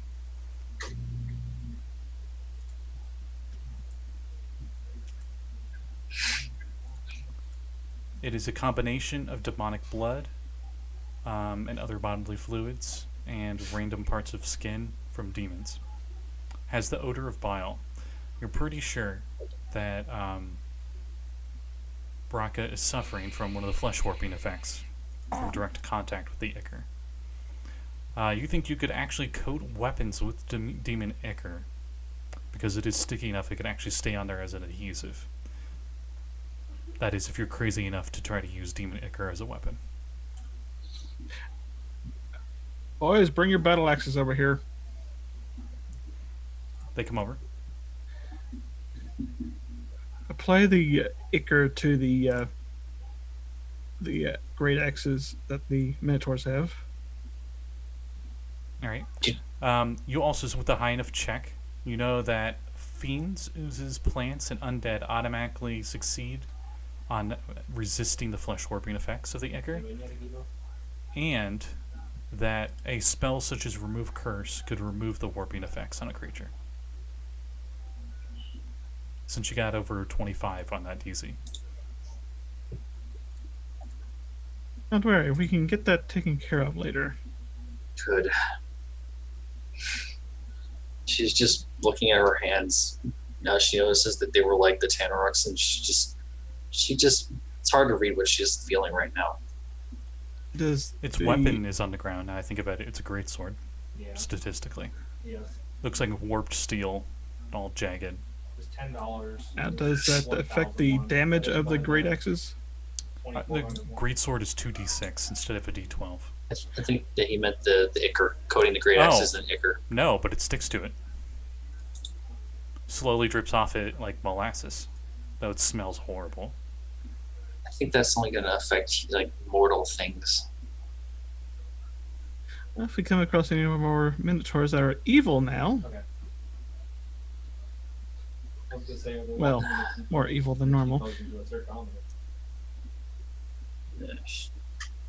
Let's get the helmet and get back to the temple.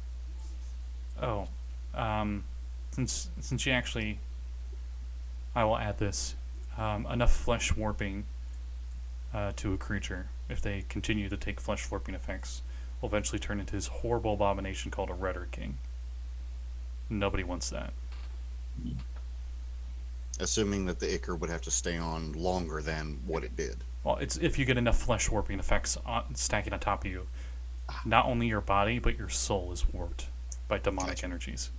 Okay. Nothing short of a wish could turn you back. So anyway, you guys get moved down the hallway as Yes. Nix goes to move down the hallway first.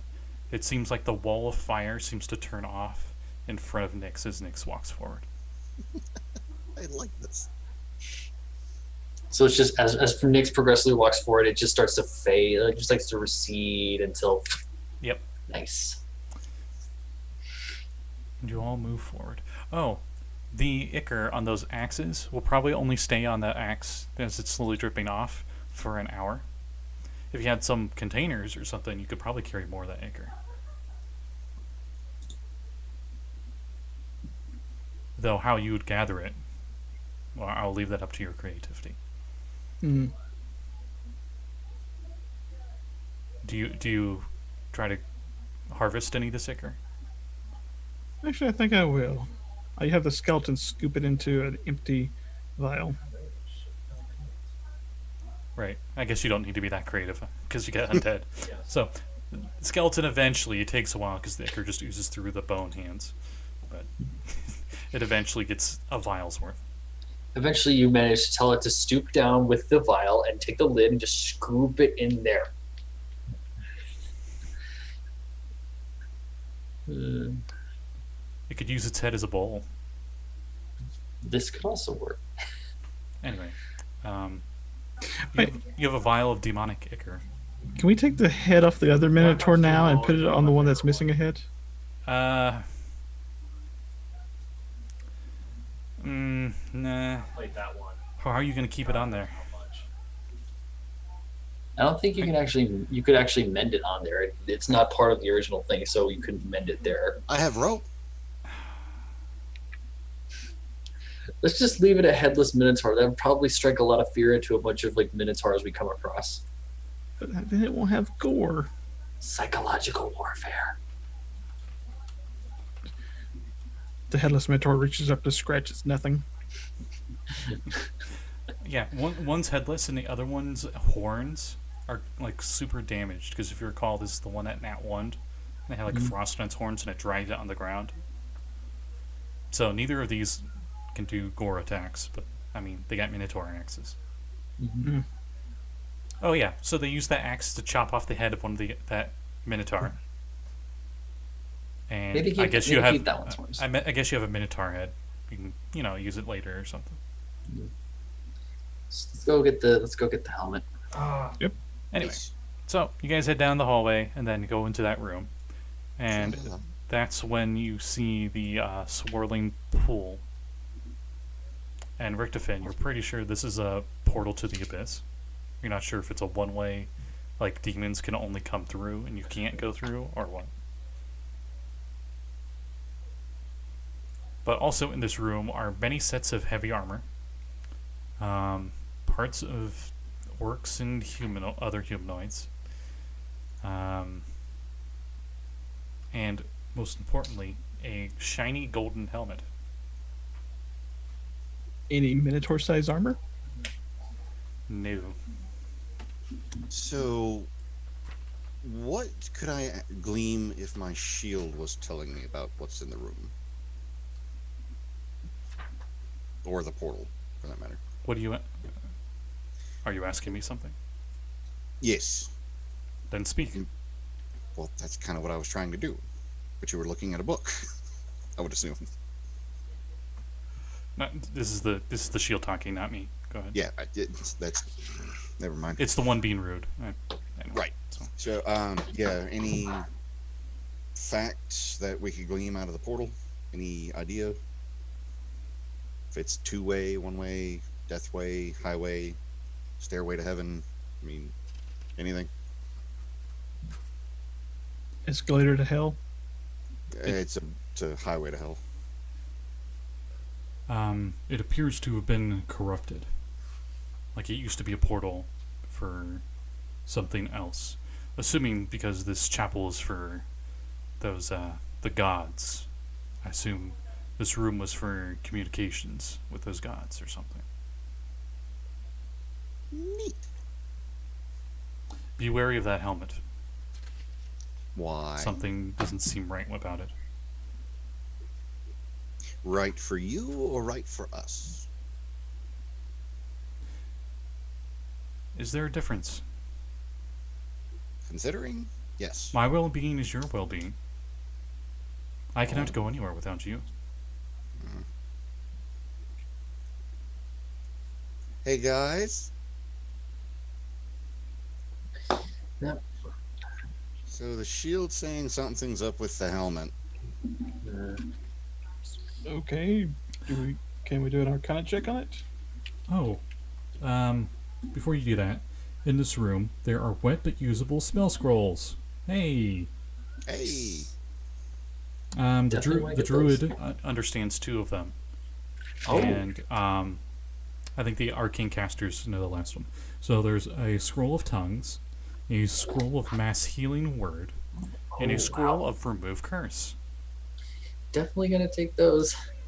Oh, look, we can take care of your curse now. That's in the pile of goodies Yeah, next to that yeah, you and me. throne. There's a +1 longsword.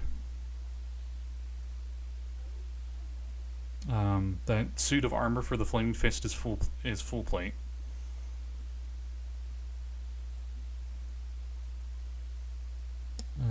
It also comes with a shield, so it's full plate and a shield, non-magical.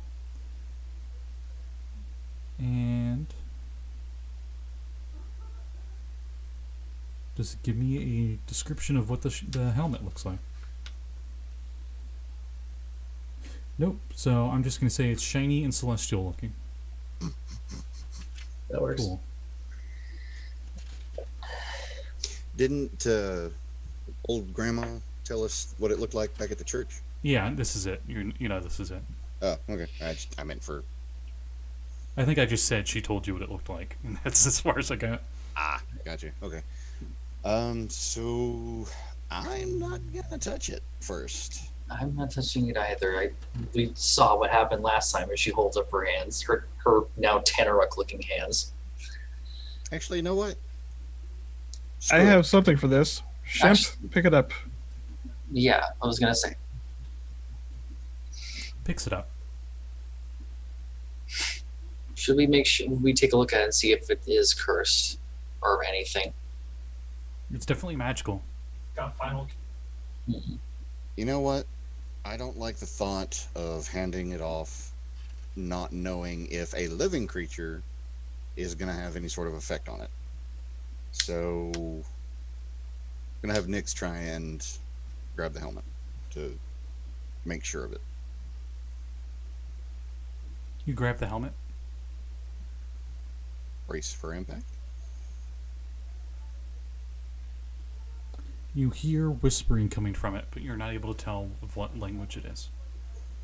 It seems to be two different languages at the same time. Does it sound similar to anything that we've heard along the way? And Gorgoth says to you, Nix, it sounds like Demon Lord's trying to hijack it. I hear both Abyssal and Celestial.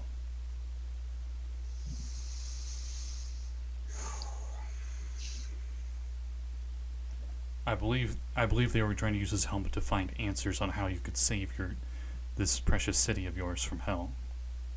Oh, really? Puts on the helmet. Wait, don't! As you put on the helmet, Nix immediately goes into a mild seizure as Nix's eyes roll back and falls prone. Brakka's gonna immediately just yank the thing It off. does not come off. Nix, Yo. you see a bloodied woman in armor, a soldier wearing colors of the crest of Ithril, grasping a longsword fit for an angel. Fresh blood streamed from a nasty cut on her cheek. What are the rest of you doing? Brakka is immediately in save people mode and just gonna grab that scroll of remove curse and start reading it. Okay. Just How start long does reading it? How long does it take? A minute? I An guess. action? Does it take an action to read a scroll of remove curse? I think. Well, scrolls are an action, so I guess the casting time is always an action on scrolls. So But you what was it cast that, grabbing the Yeah, it's an action. and that's all you see, Nix, of these visions as the helmet pops off, Ah. and you wake up looking at the ceiling, prone. I'm guessing the scroll just dissolves in Brakka's hands. Yeah. She just goes. Does the helmet look a little better now, or does it look like less evil? It does not look any different. Yeah, there's no. What did you do that for? That had information, and we used the scroll that we were going to use for your hands. Screw my hands. I can fix them later. So what happened? I don't know. I didn't get a good enough look. I saw two people, some swords, some blood. Did you hear anything? I don't think I did. Universe, did I hear anything? That's as far as you got. It was Yeah. like you just started dreaming and then you got woken up immediately. Did we hear the whispers, or did only he hear the whispers? Now, if you're all they- close enough, now you do. It's very faint though. Okay, sorry. Do they sound dual whispers again, or is it just one set of language? You think you can Did hear I- two different voices whispering back and forth, and they're two totally different languages. Which were the languages? It's almost like you wouldn't.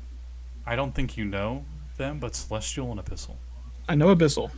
Okay, you hear Abyssal, and the other one you could assume is something opposing it, because Abyssal, it's really hard to describe what the language sounds like, but it's probably the most nails on a chalkboard kind of language that could ever exist. Meanwhile, Celestial, you just hear like it's angelic choir. It's very conflicting, different languages. If we're going to examine this, shouldn't someone who understands at least one of the languages try it? And in Abyssal, you hear from those whispers every once in a while just something like sometimes you hear like portal, sometimes you hear like tear, consume, corrupt. Stuff like that.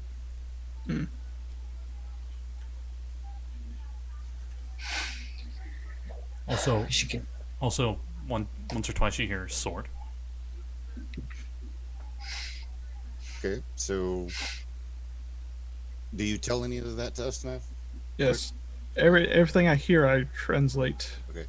And you can't help but gravitate towards the helmet, like it wants you to put it on. Me or him? Both, Could be because you're both holding it. I want to put the helmet back on because if it was supposed to give us some information, that's exactly what we need.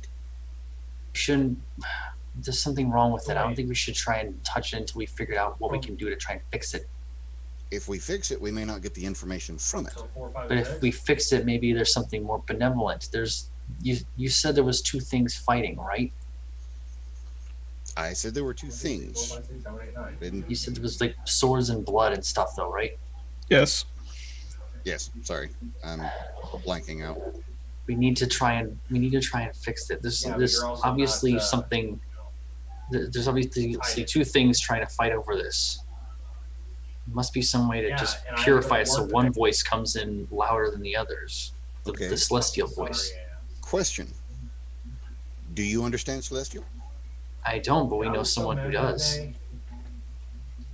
We do. The cleric lady. Oh, And Oh, the elephant in the room. I'm sure she knows Celestial too. Yeah, and Lulu. Lulu knows as what'd well. you hear?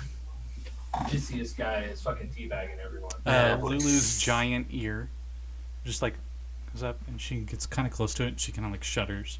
She's like, I heard something about Angel, about Zariel.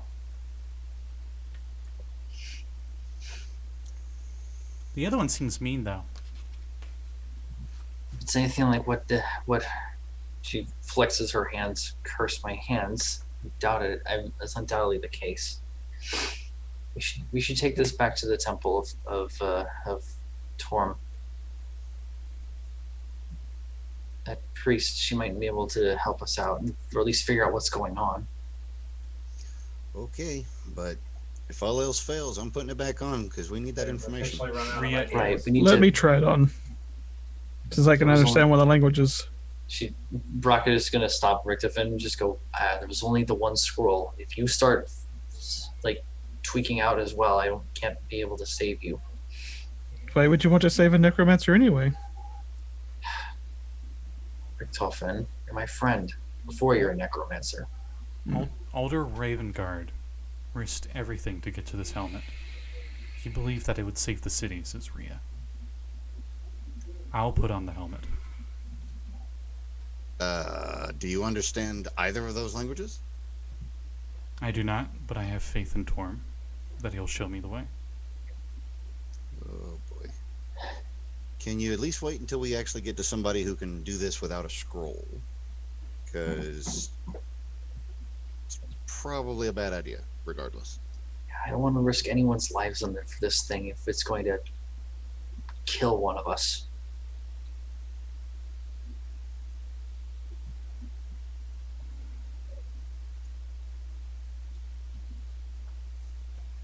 Can I do an All right, let's Arcana head check back- on this helmet? Let's head back to this. What's left of a safe place in this city? Good idea. Okay.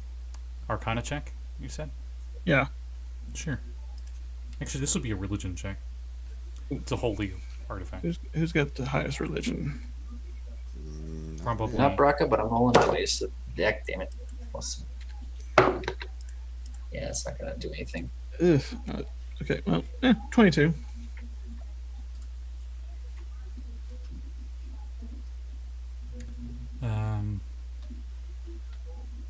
This helmet seems to be a conduit to speak directly with the Okay, I need to the stop god, talking. which you I'm assume doing is terrible. Torm.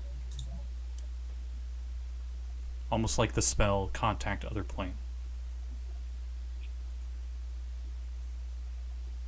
But it appears to have been corrupted, as when the city fell into the lower planes, the holy magics around it and the rest of the city warped ever so slightly. So, is the helmet glitching out in appearance at all? No. Hmm. What is Torm's thing? I think I'm pretty sure it has a third eye on it, because I'm pretty sure he was the gauntlet with the eye on it. So it looks like, we'll say the golden helmet looks like a hand is resting on the head like this, and on the back of the hand is an eyeball that's open, almost like a third eye.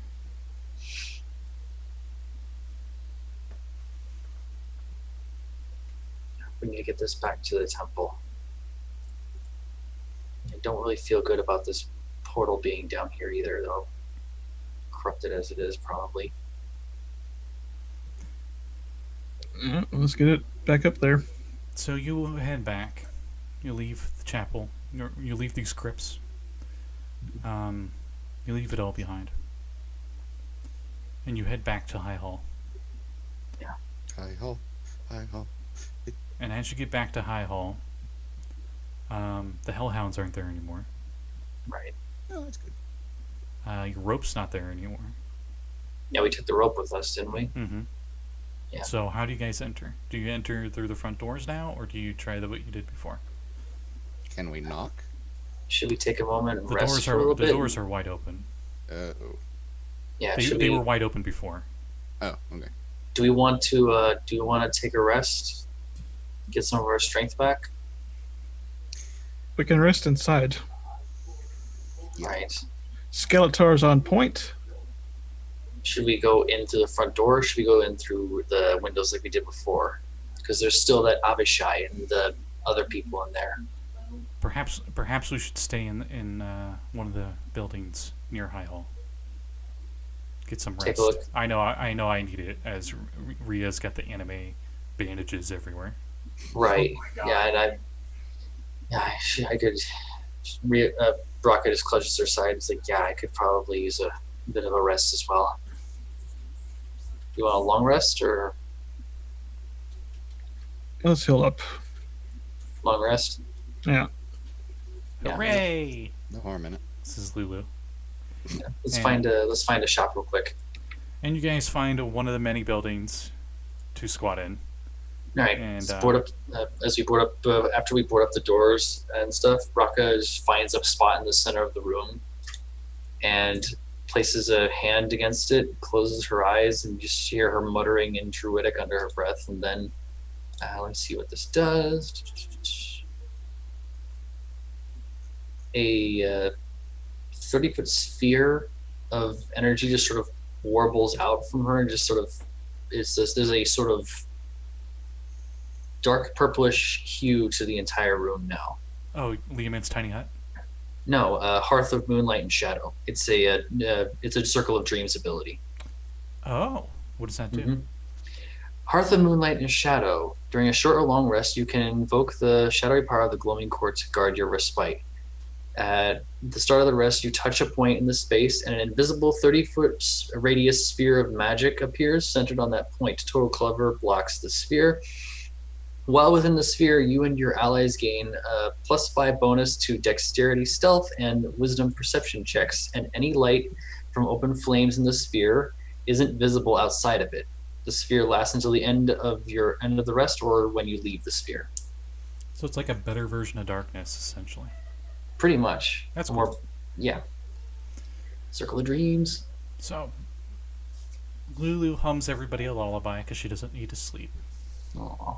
And you guys go to take a break. And as you guys go to take a break, we will out of character also take a little bit of a break. So we'll be back in a few. Hello everybody, welcome back to Do Hell Reride. We don't need this map anymore. The group's not dealing with that. Back at High Hall Dungeon. You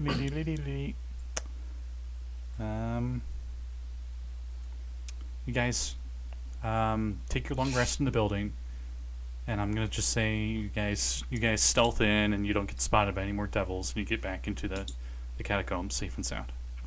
We'll just skip ahead, and you head back there. Mhm. You hear screams from the people in there as the Minotaur skeletons walk through. And then they see Curly and Richtofen, and the priestess gives that a sigh of relief. It's like, oh, you came back. Yeah, maybe we should have gone in first. Sorry Yeah. about the heart attack. Yeah, Oh no, that sorry. was just the DM doing it for comedic purposes. Right. As she looks into the camera. Anyway, that's the helm. That's the helm of Torm. Yeah, looks like Raven Guard wasn't able to make it to it in time, or if he did, maybe he fell to whatever's got a hold of it. And she'll present it. It's like just like have Curly bring it forward, or just ask Richtofen to have Curly bring it forward. Okay. She goes to examine it, and she says, "It seems to have been corrupted." Mm-hmm. Nix put it on, and it immediately started to have a seizure. X-nay on the Nixeu.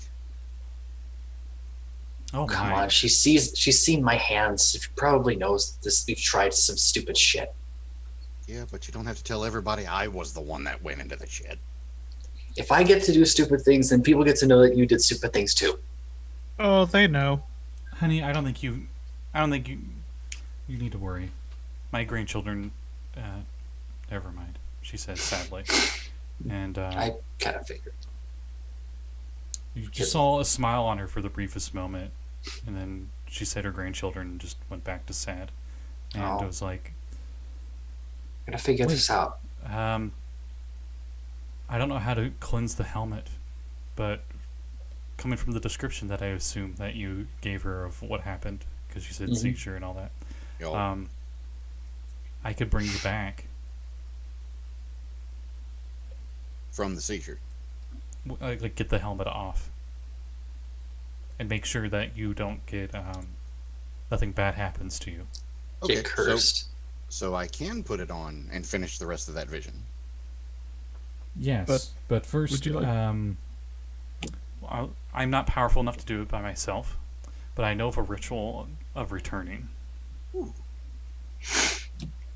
And we'll need a few things to get it done. All right. All right. First, Give us a grocery list. We'll go on a milk run. the altar up above the place that you guys came in from, Altar of Torm, needs to be cleansed, and we'll need to perform the ritual there. All right. Second, someone will need to recite a prayer to Torm. I'll cover that. All right. We'll also need a powerful symbol of courage and self-sacrifice to Hey! empower it. And I know just the item we could use. Oh. The Great Sword of the Unknown Hero. Now, you guys, when you initially came in here, there was a tomb where there was a body that somehow had not aged at all, a dead body with a great sword. And you remember the tale of the unknown hero. Never got her name.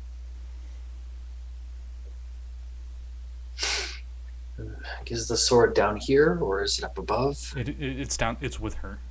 Her Right, dead body. okay. Also, while this is going on, I must- can we look through that secret hole to see how close we've come to the river Styx? If you brave it.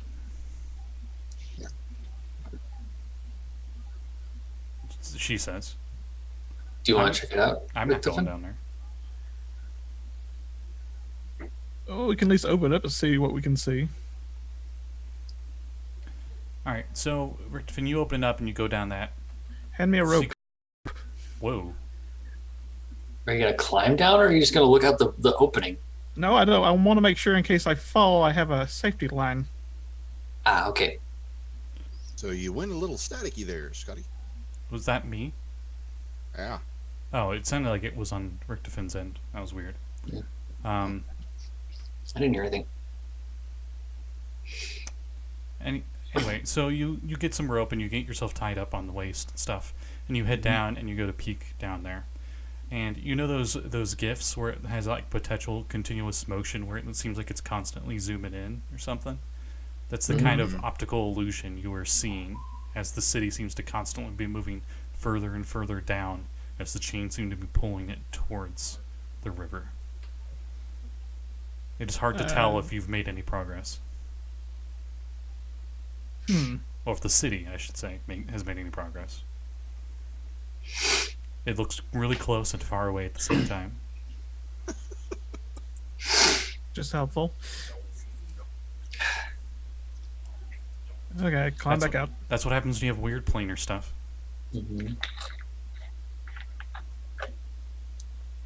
How do you enter a plane which is infinite? You know? Is stuff there like anything? that. Can I like toss a rock down, see how long it takes to fall?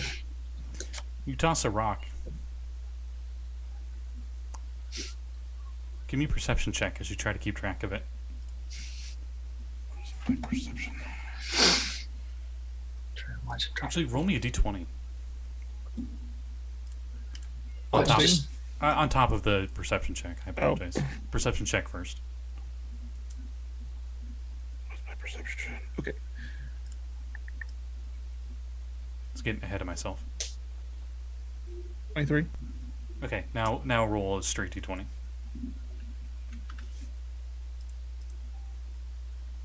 18. All right, so you peer at the rock, and you watch it as it descends. And it falls and falls and falls and falls. You're sure this is at least a few hundred feet. Lethal by any means, even if you don't hit the river down below. When you see the rock hit an imp down below, killing it instantly as its body falls into the river Styx. Hey, I was free XP. hoping. I was hoping that would happen. Nice. As it falls into the river Styx, you see creatures in the river Styx grab some creature in there, just grab its dead body and go back into the water. Dark.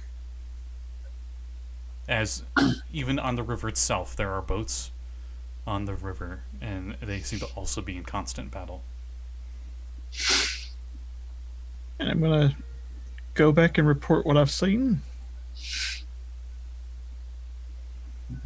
Time's still of the essence, it seems. Yeah. Okay, so we have to go get the sword and clear the altar. How do we cleanse the altar? Ask the priestess. That's what I was asking. Looking at it. Yep. And buffering. Sorry. When I came back into the room, it was loading a new zone.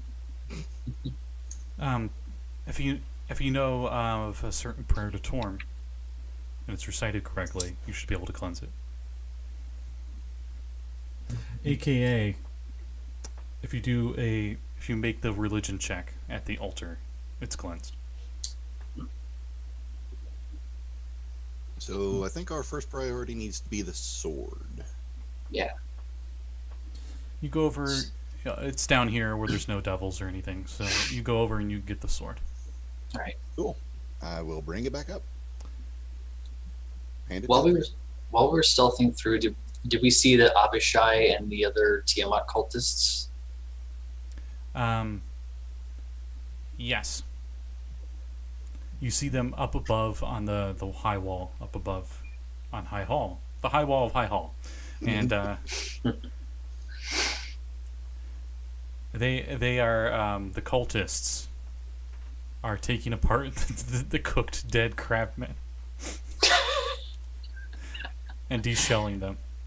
That's great. It's kind of gross, but, I mean... Same time, it's silly. I mean, we're in And the hell. Abishai Food's in just looks short supply. impatient as its arms are crossed and its velociraptor-like talon foot is just tapping on the ground impatiently. Do you think we should try and deal with them first before we go with the ritual to make sure we're not interrupted? I think if we're going to be starting a religious anything in hell, there's going to be a chance of it getting interrupted anyways. I'd say we'd be better off being on guard when we start the damn thing. Right. Or when you start it, since I'll be the one probably unconscious. Okay.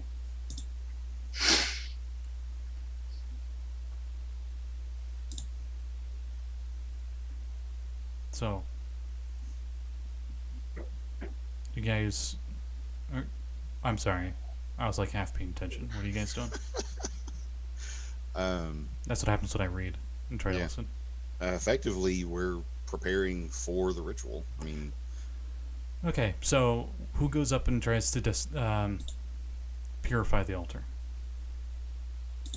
I don't have the religion for it. Neither do I. Oh, balls. Does the necromancer have a religious check? It is intelligence based. It does And not you could- need. It does not need faith. It just needs the right. The right words. You just need to know the exact prayer and recite it correctly. Rick? 19 on religion. The necromancer purifies the altar of Torm. This is so good. As there's just like a "you did a thing," Oh, man. and the altar's not desecrated. Lovely. It's amazing. Anyone can roll an insight check if they want. Okay. Insight on who? What just happened? Natural 20, so that's a 28. You're pretty sure you could have thrown 3 flasks of holy water on it and also would have purified it. I think it's funnier having the necromancer purify it. Yeah. Also, oh yeah, it does say when you purify it, you like a bunch of the candelabras and stuff are knocked over and there's blood. So you like clean the blood off and put them in the right spots, and we're like, Hail Torm, blah blah, altar, blah blah. And it worked. Way to go, Mav. You purified your first altar. I yada yada it. Yeah, no, Richtofen just like put the candles in the right spot, and then like OCD like turned it just the right way so they're like all symmetrical, and it's just like Klaatu, Narada, Nikto, and it worked. The skeletons are pushing mobs around, cleaning up all the blood. Yep, and you notice that they try to stay away from the altar now. They don't willingly get within 10 feet of it unless you command them to. You know it's because holy and undead don't really get along. The sword you bring up there, and there's a spot on the dais up on the altar where you put the sword. And as you're putting the sword there, is when you hear from up above, "Hey!" And you look up, and there's the Abishai, the white Abishai, and it's looking down at you from the balcony up above. Where did you come from? As we roll initiative. Where the hell did you come from?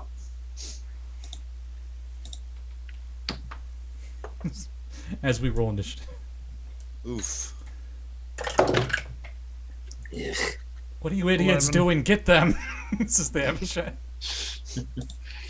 Do you mind? We're doing something. Jesus Christ. Enemies Alright. rolled good. What do you mean by man your turn? And of course the NPCs rolled bad. What'd they roll? Oh, well, I guess we'll find out. Yep. They're pretty...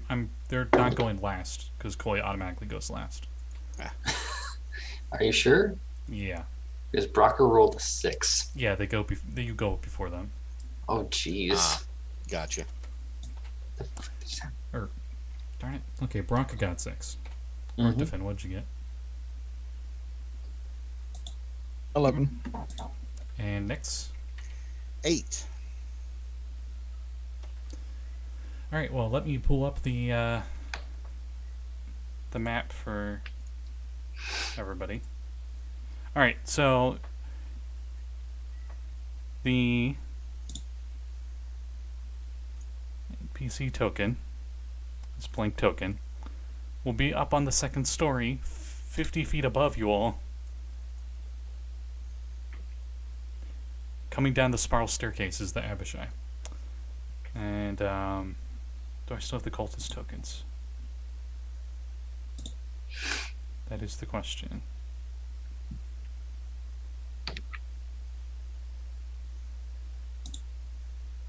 No, I do not. So, the Abishai is starting to come down one spiral staircase, and his goons are coming down the other one, Lovely. which is quite a ways away. Let me maximize this map, maybe. Might help if I unblocked that layer. Alright. So. Alright. Up first is them. They get to the bottom of the stairs as they dash. That's their turn. Richtofen, you're up. There is a dragon devil, a white dragon devil, and a bunch of white dudes in Azariel cultist robes. Are these like normal people? They look human. Cultists? Okay, where is everyone's positioned? That's up to you guys. Actually, no, you guys are up at the altar. What am I saying? I'd say you guys are fairly spread out or whatever, but No, within close range. the cultists are pretty close to each other. No, I'm talking about the friendlies. Everyone's like pouring out of the chamber right now. Yeah, essentially. I'm coming back in. Okay, how many of these cultists are there? Let's see here. I think quite a few.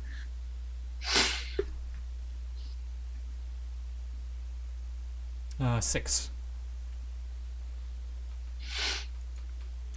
The first one's at the bottom of the stairs, and the other five are on the stone spiral staircase, heading down. Pulled out their sacrificial daggers, because that's all they have. But they're within close proximity of each other. Yes. Yeah, no, fireball. Oh, Cultists, roll.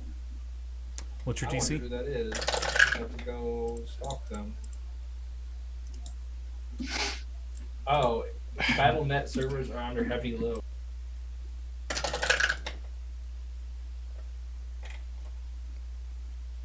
I spell DC Yes. 15. I Okay, have one passed. yes. I don't think it's going to matter. I think you're still going to fry him. I will not go any further. But roll damage.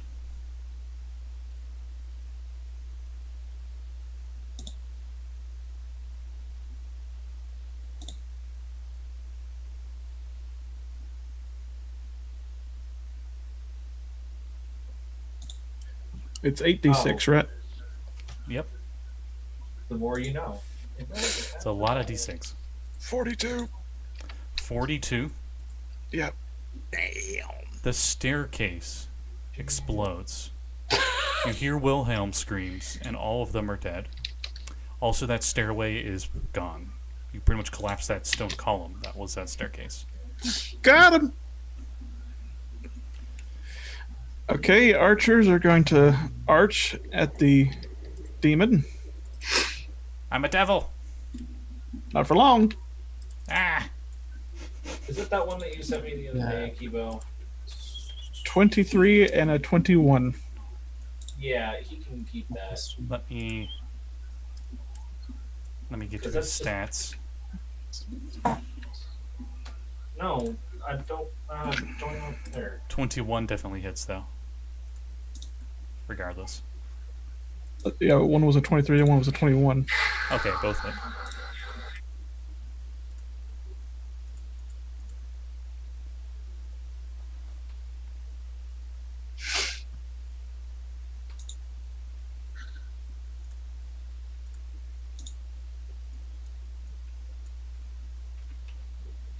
It's going to be 15 piercing. Alright, he seems all you resistant to the arrows. Okay, so Brahm and Angus are going to go up there and whack and slash on him with the great axes. Okay. He's at the bottom of the stairs, so they move right up. And he goes, oh, god damn it. And then roll to hit. The irony of a devil saying that. Ooh. Oh, 22 and a nat 20 plus 6, so 26. Nat 20? Okay. no. Nice. Howie. Keep in mind that's going to be 4d12 On for that single strike. Because it's double the damage dice. Well, so do I need to just roll 6d12 to get all the damage combined? Plus 8. Because of the strength modifiers. But before you do that, roll me a d100. 30.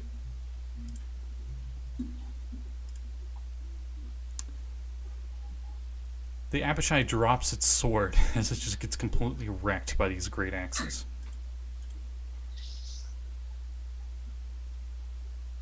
Mm.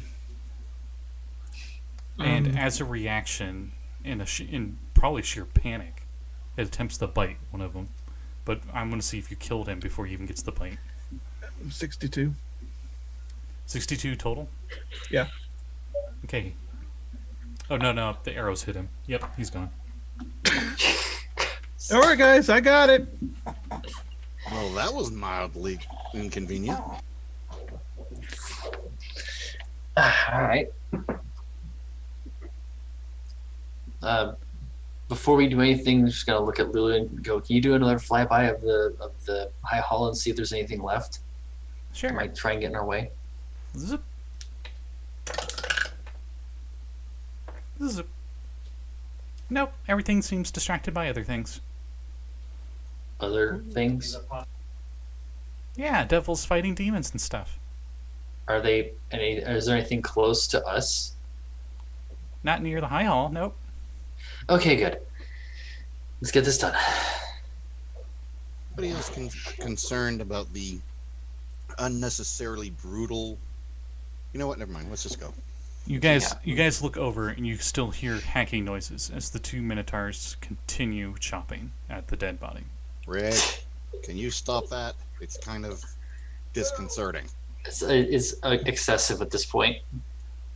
Well, we don't want him to come back, do we? He's not coming back from goo. Okay. He's not. Well, they're quickly turning him into goo, but he's not going to come back even from goo. We killed him here. Yeah. Brom, Angus, scrape him off. Thank you. Oh, that reminds me. For funsies. Nope, he made both of his con saves for the demonic ichor. But there's no longer demonic ichor on their great axes. The first place. Well, would it have even mattered because he's dead? The mutations wouldn't have affected him. You'd be surprised. So, you guys got all the materials. There's no more devils. Definitely no more devils left in the high hall. Damn, that was like 2 people's turns. That was nuts. That's insane. That was the quickest shutdown I've seen in a while. Anyway, so you guys have all the materials, and you go to, and she comes upstairs, and she's like, "Wow, guess you adventurers are pretty good at getting rid of bad things, aren't you?" We do. This keeps up, we might have an actual chance of saving this city. Hopefully. Had to use my Gallic gun on him, but At this point, at this rate, we may as be able to get back home in time for dinner. Damn it, Brain. The dinner would be nice. Alright, so I've never done this ritual before, so prepare yourselves to something. I'm not sure what will happen if the whatever's on the helmet might fight back. Yeah, you guys prepare yourselves. I'm going to be having a seizure. Well, actually, what was the thing you had to roll for it last time? You mean when it was on my head? Yeah. Con save, wasn't it? No, you didn't roll anything. It just happened. Oh, it just happened. Oh, Okay. that's right. Yeah. All right. I'm just curious. I'm gonna say if it's wisdom based, maybe the wise one should do it. But what's wise about this situation? Fair point. But she takes the helmet and she puts it with the sword on the altar, and she goes to recite the prayer of remembrance. And as she does, flying out of the helmet, you see appears to be 2 evil-looking souls. They almost look like they're minotaurs, but you can't quite tell, as they immediately are aggravated, and they go to lash out at her as we roll initiative. Oh, lovely. They are really fast, by the way. Right. Not as fast as Lulu, Mm-hmm. but I'm pretty sure they go first. 19 for Brakka. Okay? They're definitely 19 going first. for Nix. Who has... Wait, Brakka has the higher dex. I think we've asked this before. Yeah, I've got +3. I've got +3 to Dex. Yeah, I've Okay. only got 2. And then Richtofen. I got a 10. Y'all guys can do something now. Alright. Let me double check her stats, because you guys aren't going to be able to act in time. These things are going to attack her immediately. Oh no. Where's her stats? As long as it works. As long as she can finish it, yeah. Yeah. Mhm. Oh, no. Okay. That didn't sound good. I mean, everything's Yeah. fine. So, yeah. Fun times over here. The two spirits immediately go to assault her. Cool. Cool, that is not what I wanted. There we go, there we go. Alright, so... both... fly over to her. And you see black lightning come out of them as they shock her. And a nat 20, come on! God. Come on. She dies instantly. Oh no. She has 13 hit points. She's dead. Shit. And as she dies, you see it consume her life force. No, damn it, no. As it consumes her soul. God damn it. Let me see how hard it kills her. No. 5. Yeah, she was stunned in fear as they pulled a I keep forgetting what they're called in Harry Potter. But instead of sucking out happiness, it just sucks out her soul. Dementors. Yeah. And she falls down Well. lifeless, dead. Crap basket. Damn it. And that's their turns. So I was going to give her a token, but no need. For those at home, everyone's around the altar in some way or another. These two flew over and ended her life faster than you could say, well, Avada Kedavra. yeah, faster than She's you could say like- Avada Kedavra. Like she's immediately dead and not making she's not making saves, she's just dead. As a bonus action, the spirit can take one creature can see within 5 feet of it, has 0 hit points, and is still alive. They must make a con save, which she fails, against its Oh. magic, or die. If the target dies, the spirit gains hit points, but it never got hurt yet, so it just makes sure she's coup de grace, I guess. False. Well, I mean, we're in hell. It's not like we expected much better, Right? but maybe just a little bit better. Ooh, dibs on not having to tell the people downstairs that we lost their priestess. Brakka, your turn. Right. You are... 1, 2... Since you all at random spots around the altar, you are 1, 2, 3, 4. You are 20 feet away from the closest of these spirits, these demonic spirits. Alright. I can't retroactively say I bought enough diamonds for some Revivify, can I? No. God damn it. Okay. Yeah, no, Scratch. she did. Yeah, Oh. she's dead. Actually, on your turn. Mm-hmm.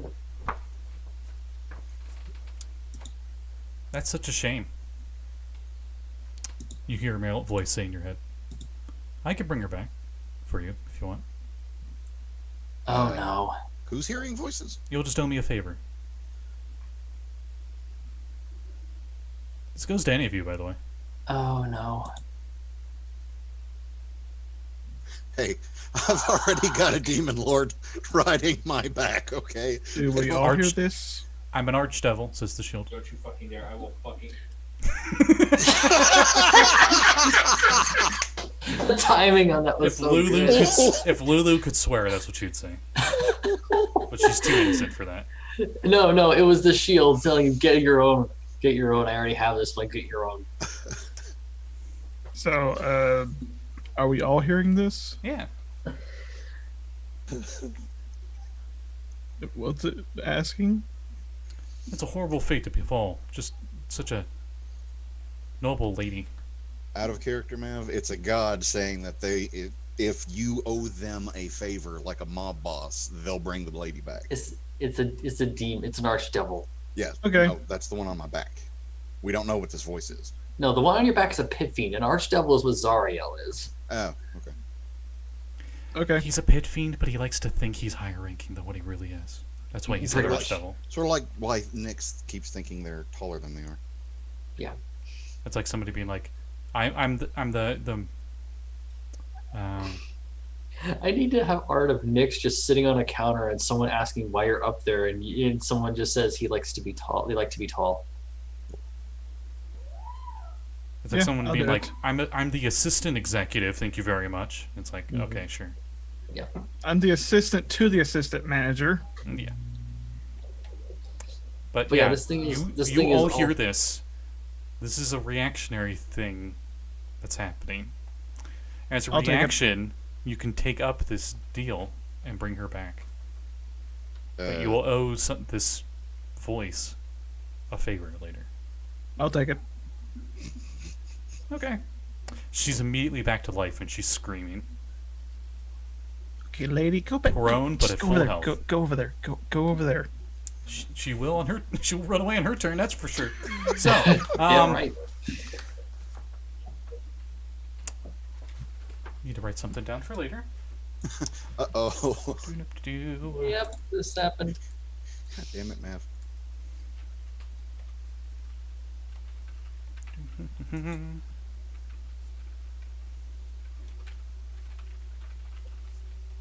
Don't worry about me typing totally nice things.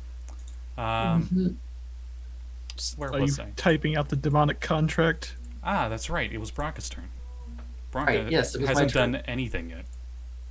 Yeah, You were 20 feet Okay. away.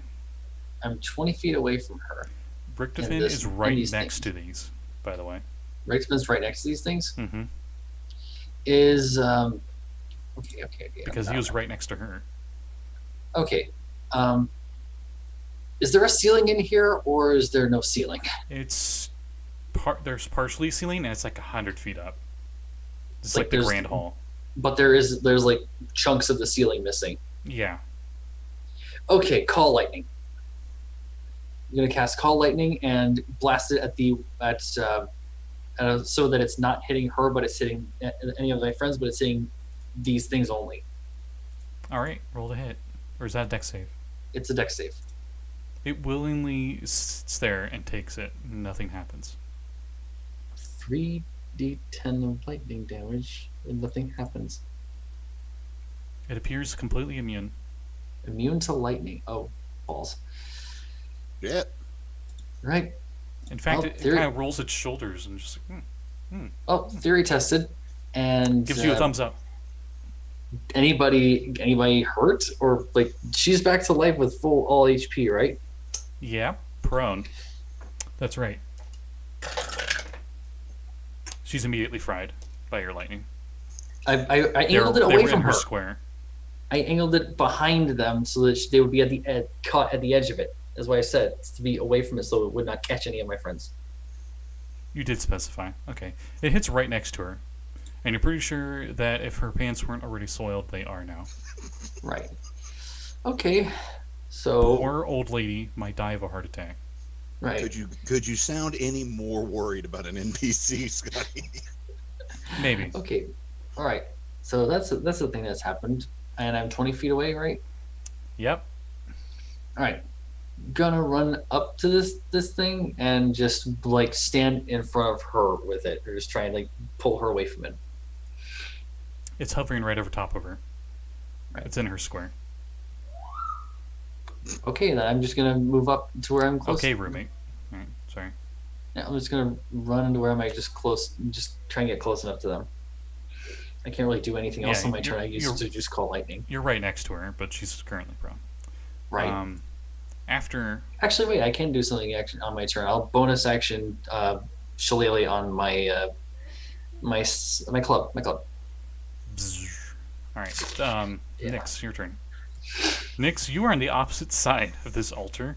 This is a really big altar. It's 15 feet wide, 10 feet thick in terms of the grid. You can't see what's going on from this side. That is short You, kill. you, Rhea, and Lulu are on this side. As you heard screaming, lightning came down, Okay, not gonna and do then that more to screaming. her. Then a. How far to the other side of the altar? Let's see, 1, 2, 3, 4. It would take 10 feet of your movement to see what's on the other side. So as you move over there, that's when you see the whole situation going down. You see Brakka, Richtofen, and the 3 skeletons, and 2 demonic-looking minotaur-like spirits over top of the priestess's body, and she's just sitting there looking like she's about to have a heart attack. And there's a singe mark on the ground where the lightning hit, right next to her. Would I be able to jump up on top of the altar to save me some feet? It would take your action, but you could. No, never mind. If that's the case, then yeah, I'll just run around the side. Another 10 feet and you're within touch of one of these spirits. Yeah, I don't think I want to do that. What do I want to do?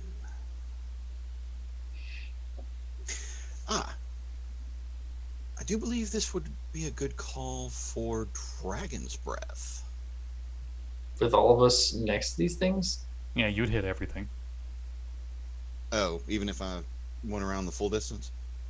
Yeah, everyone's flanking these spirits essentially. Oh. Maybe maybe a chromatic orb or something?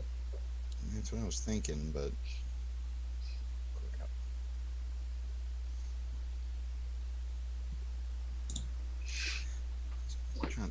hoping to try and hit both of them at the same time.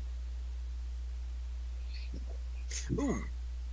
Would an ice knife explosion hit just the 2 spirits and Grandma? No, it would. Everyone's within 5 feet. Oh, well, shit. Okay. Then, yeah. To the one that's above the priestess, I'm going to... Yeah, the only thing I really have is a chromatic orb. Can you twin it? No, I don't have that. Oh, that was a good idea though. Yeah, it was a really good idea, but no, all I have is careful and spells and distant. How many things can you careful? 1 sorcery point per creature. Or no, I'm sorry. It can cause up to my charisma mod of number of creatures. Which is 3. Pass with one point. Okay, so for 2 points, I can make everybody immune to it. You could sculpt it around everybody but the skeletons. The 3 skeletons. There's 6 people around it. The 3 skeletons, the old lady, Richtofen, and Brakka. You're all kind of staying close to each other because the ritual is going on, and then this just happened like Right. that. No, I think I'll stick with a chromatic orb, but I'm going to boost it to level 3 and do a Hadoken of Fireball. And yes, I mean an actual chromatic orb of fire. Okay, roll to hit. Wait, no, not fire, cold. Okay, roll to hit. Okay. Give me 1 second.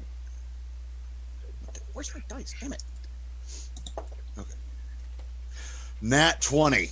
Nice. Good Oh thing my. too. Roll D100. Nat 20s with spells are always a good sign. Heck yeah. Oh, my Eldritch dice. 92. Ooh. If your weapon was made, or if your attack was made with a spell or magic weapon, Oh shit. cool. Everybody except for Oh no. the NPCs and Nyx need strength saving throws. Cool.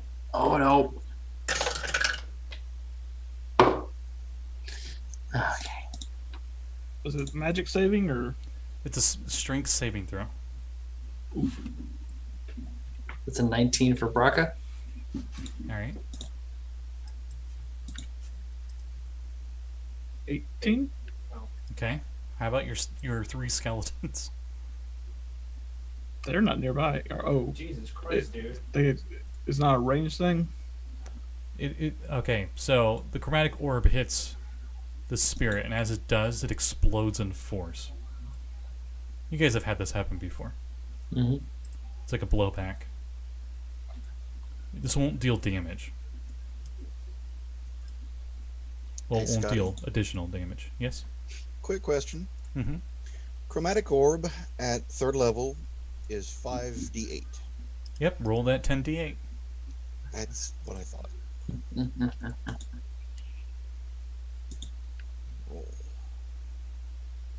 As you hear, yoga fire.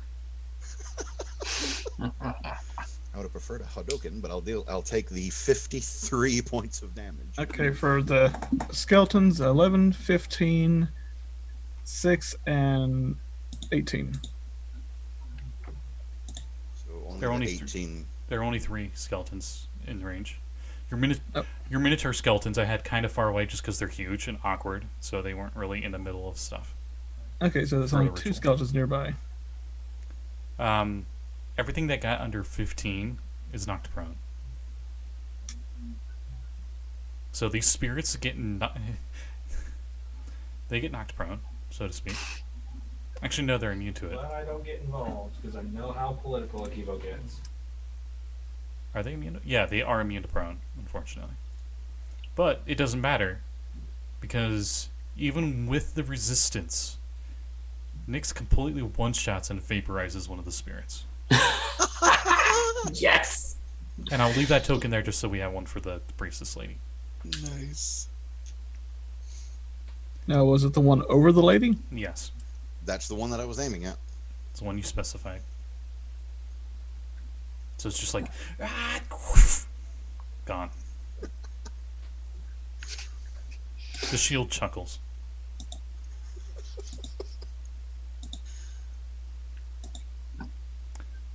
That's Nyx's turn.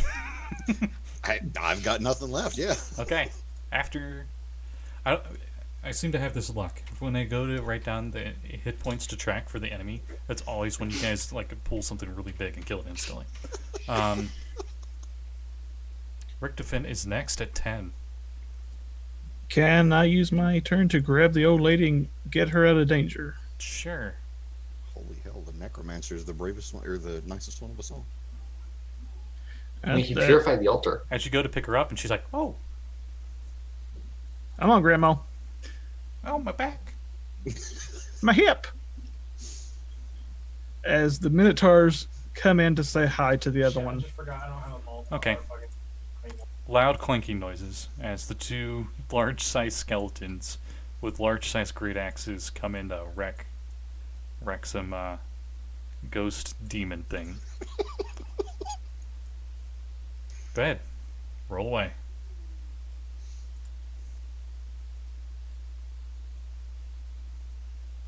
Still muted. Oh, I'm trying to mute so background doesn't get 22 and 23. Both hit. Okay, so that would be 4d 12 plus 8. Show them the potato salad. Oh, Mav. Did you hit potato salad? I got 41. I would say that's potato salad. This I turned him into potato This salad. spirit seems resistant, though those axes do connect with it, and it seems to barely keep its form after those 2 attacks. And it's barely there. Since my skeletons got knocked prone, so they'd have to get back up. Mhm. That's half their Are they- movement. It's not even an action. Okay, so they would attack with the glaives. Okay, they use half their move to get up, and they just poke at the air.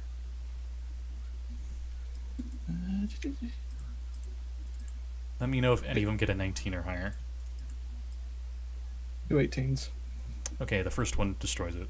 It was at 1 hit point after that. Oh,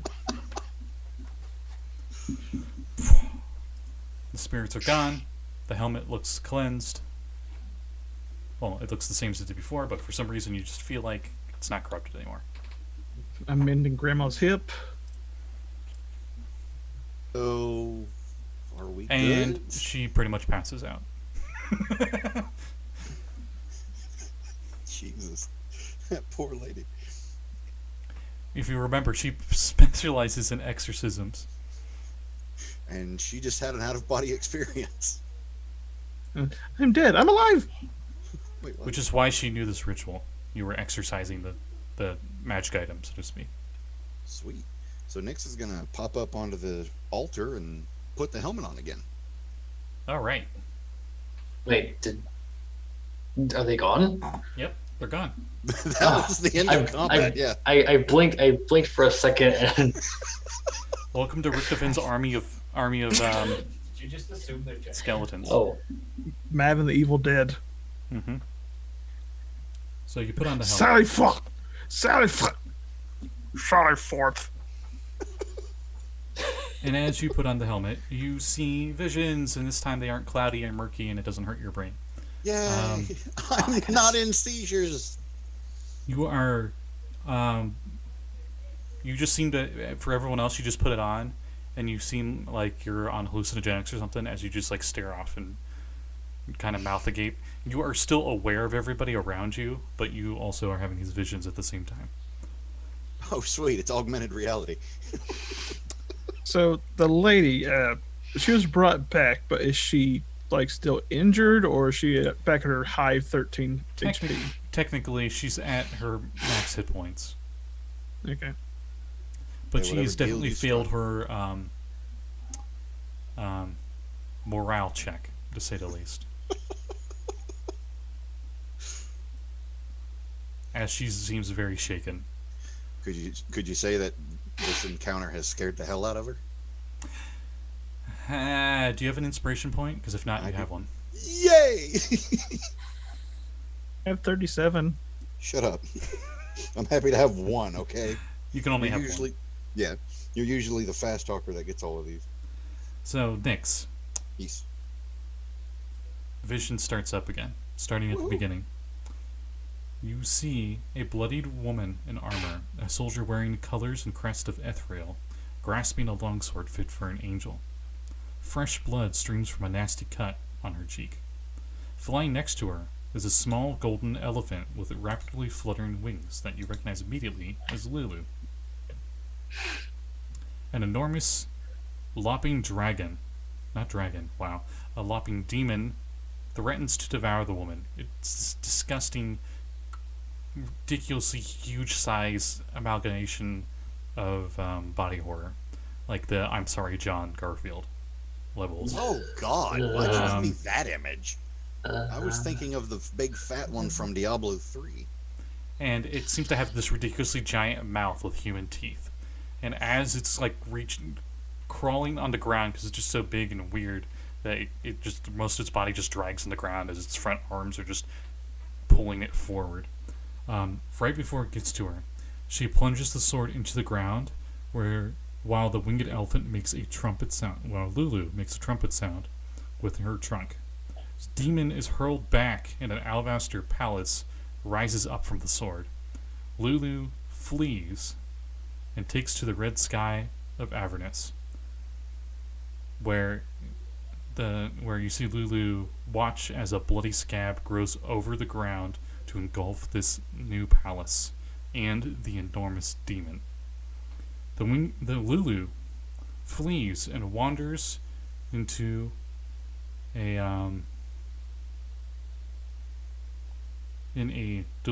she wanders in a delirium before coming upon two odd bird-like humanoids dressed in patchwork armor standing next to a strange infernal vehicle.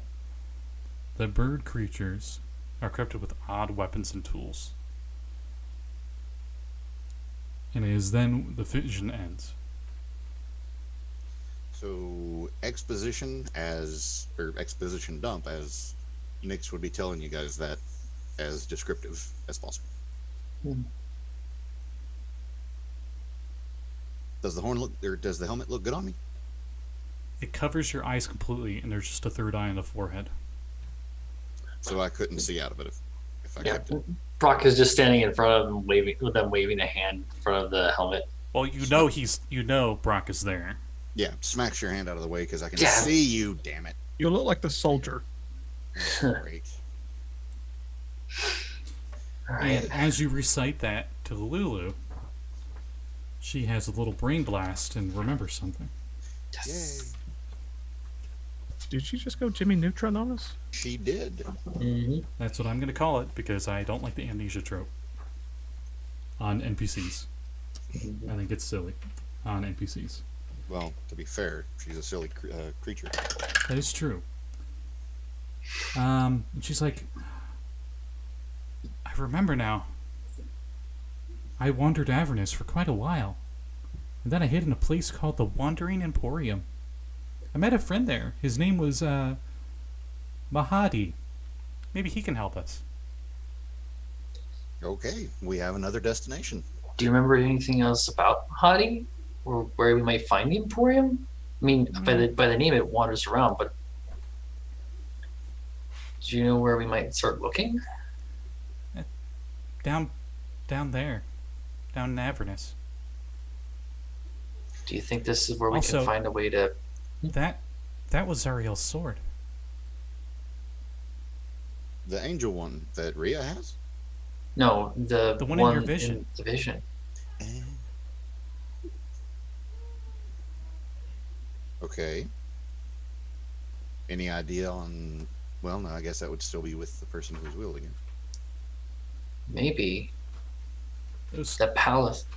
those two bird creatures you mentioned. I think you call them kenkus. Oh, Okay. Anybody want to explain? Their names are Chaka and Clonk. Shaka and Clonk the Kangaroos. Yeah, I remember them now. They're at Fort Knucklebone.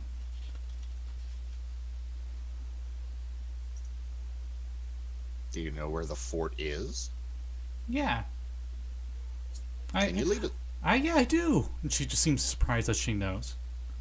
So you can lead us there. Yeah, Well, looks like we have our next destination. I think. Onward and I downward. think if we follow the things from my memories and from that vision, maybe we'll find the sword. It's such a powerful artifact. Maybe it can be used to save the city. Or maybe it could be used to save Zariel herself. Or it could be used to do both. Oh, that would be great. I'd love if that happened. And she flutters happily. Oh, good. We found our MacGuffin. Right. We A found. a McMuffin? It could probably make a pretty good McMuffin. Get a slice of McGriddle. Oh, I remember that. Hmm. There was a big golden arch somewhere down here. Two of them, in fact. The palace had them. The palace had them before it got scouted over. I mean, they're everywhere. I'm surprised Yeah, there's not a Starbucks the down Wandering there. Emporium is a marketplace. Always keeps moving through Avernus. All right. Be a Well, good if we destination. find Chaka and Clonk, they can probably take us there. Maybe. Nix, you said that they had some sort of contraption with them. Okay, That- Nix, in your vision, what you saw was pretty much what looked like a Mad Max vehicle, but it was in pieces. Yeah. Like an actual cart, or are we talking an actual engine-based vehicle? Like mix Mad Max with Zombie Apocalypse kind of vehicle. So it is like So rubber top. looks like almost like how our vehicles are, maybe down at the base frame, but it's got like random different pieces of armor and weaponry on it.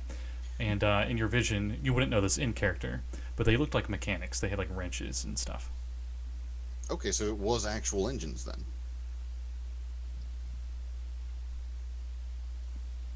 You'll see it when you get to see it more. Okay. So yes, Right. So maybe they could actually take us there on it. possible if we can find a place to ride on it. Mm-hmm. Doesn't look like a normal cart. First things first, we have to get off the city and Without Down falling there into somewhere. this river. Yeah. right without. Rhea puts her hand on your shoulder, Nix, Yes. and she takes the helmet. Is everything okay I think I need to stay here. to protect them? She nods. Yeah. Considering what happened to old Granny, it's not exactly the best thing in the world. With What am I talking about? We're in hell. the Grand Duke gone, Hey, fuck. there's no one else here to to fight back, or at least make sure no one gets inside High Hall. Well, I you're may not not be wrong. worthy of this. She holds the sheathed Holy Avenger, but I'll use it as best I can. Trust me, you're more than worthy. She gives you like a bittersweet smile and nods. Okay, so.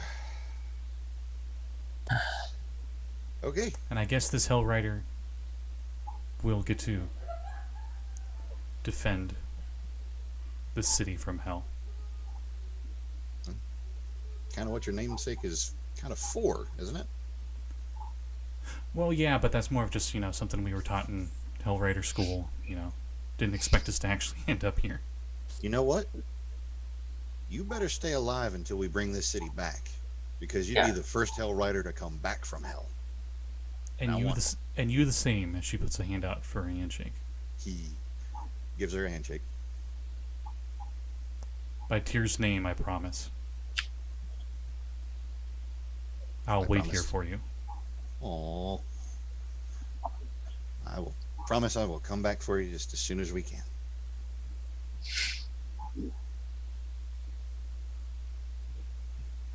Okay, awkward moment over. Right. She looks like she was going to say something else, but then she turns around and goes back into High Hall.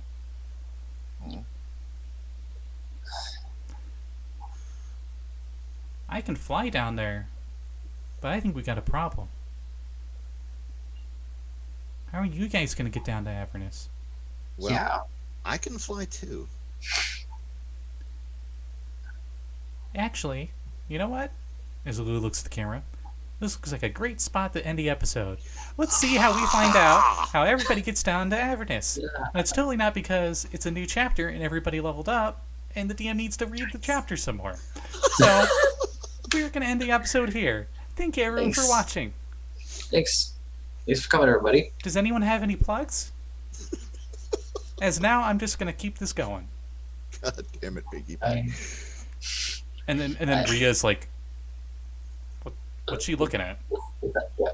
Yeah, Brakka just leans into the camera shot, looking the same direction, just not knowing what's going on. Just looks at everybody like, "What the?" Like the Deadpool. She's and staring. Spider-Man She's moments. like staring up that way somewhere, Lulu. Talking in that direction. Hmm. But for everyone at home, she's got like the nice selfie shot where the camera's up and looking downwards, and somehow it has like her and everybody else in focus. Hands in the screen waving. Iverson slowly goes in. A tiny little set of credits are rolling in the right corner, but you guys don't see that Yes, as this ending Love it. scene's going on. Love it. I love it. So does anyone have any plugs? I don't. I got nothing. All right. Well, Maybe anyone who's coming at PAX Unplugged, go check out, say hi to people who are there. yay, PAX Unplugged. Lluis will be there. Yes. And the You see him mighty tell him- and the mighty Chris Perkins will be there too. Make sure you tell them that they make awesome games and Lluis makes awesome art. He makes the best art. Daddy do. But in that case, we'll see you next time on To Hell We Ride. Bye, See you around, everybody. Later.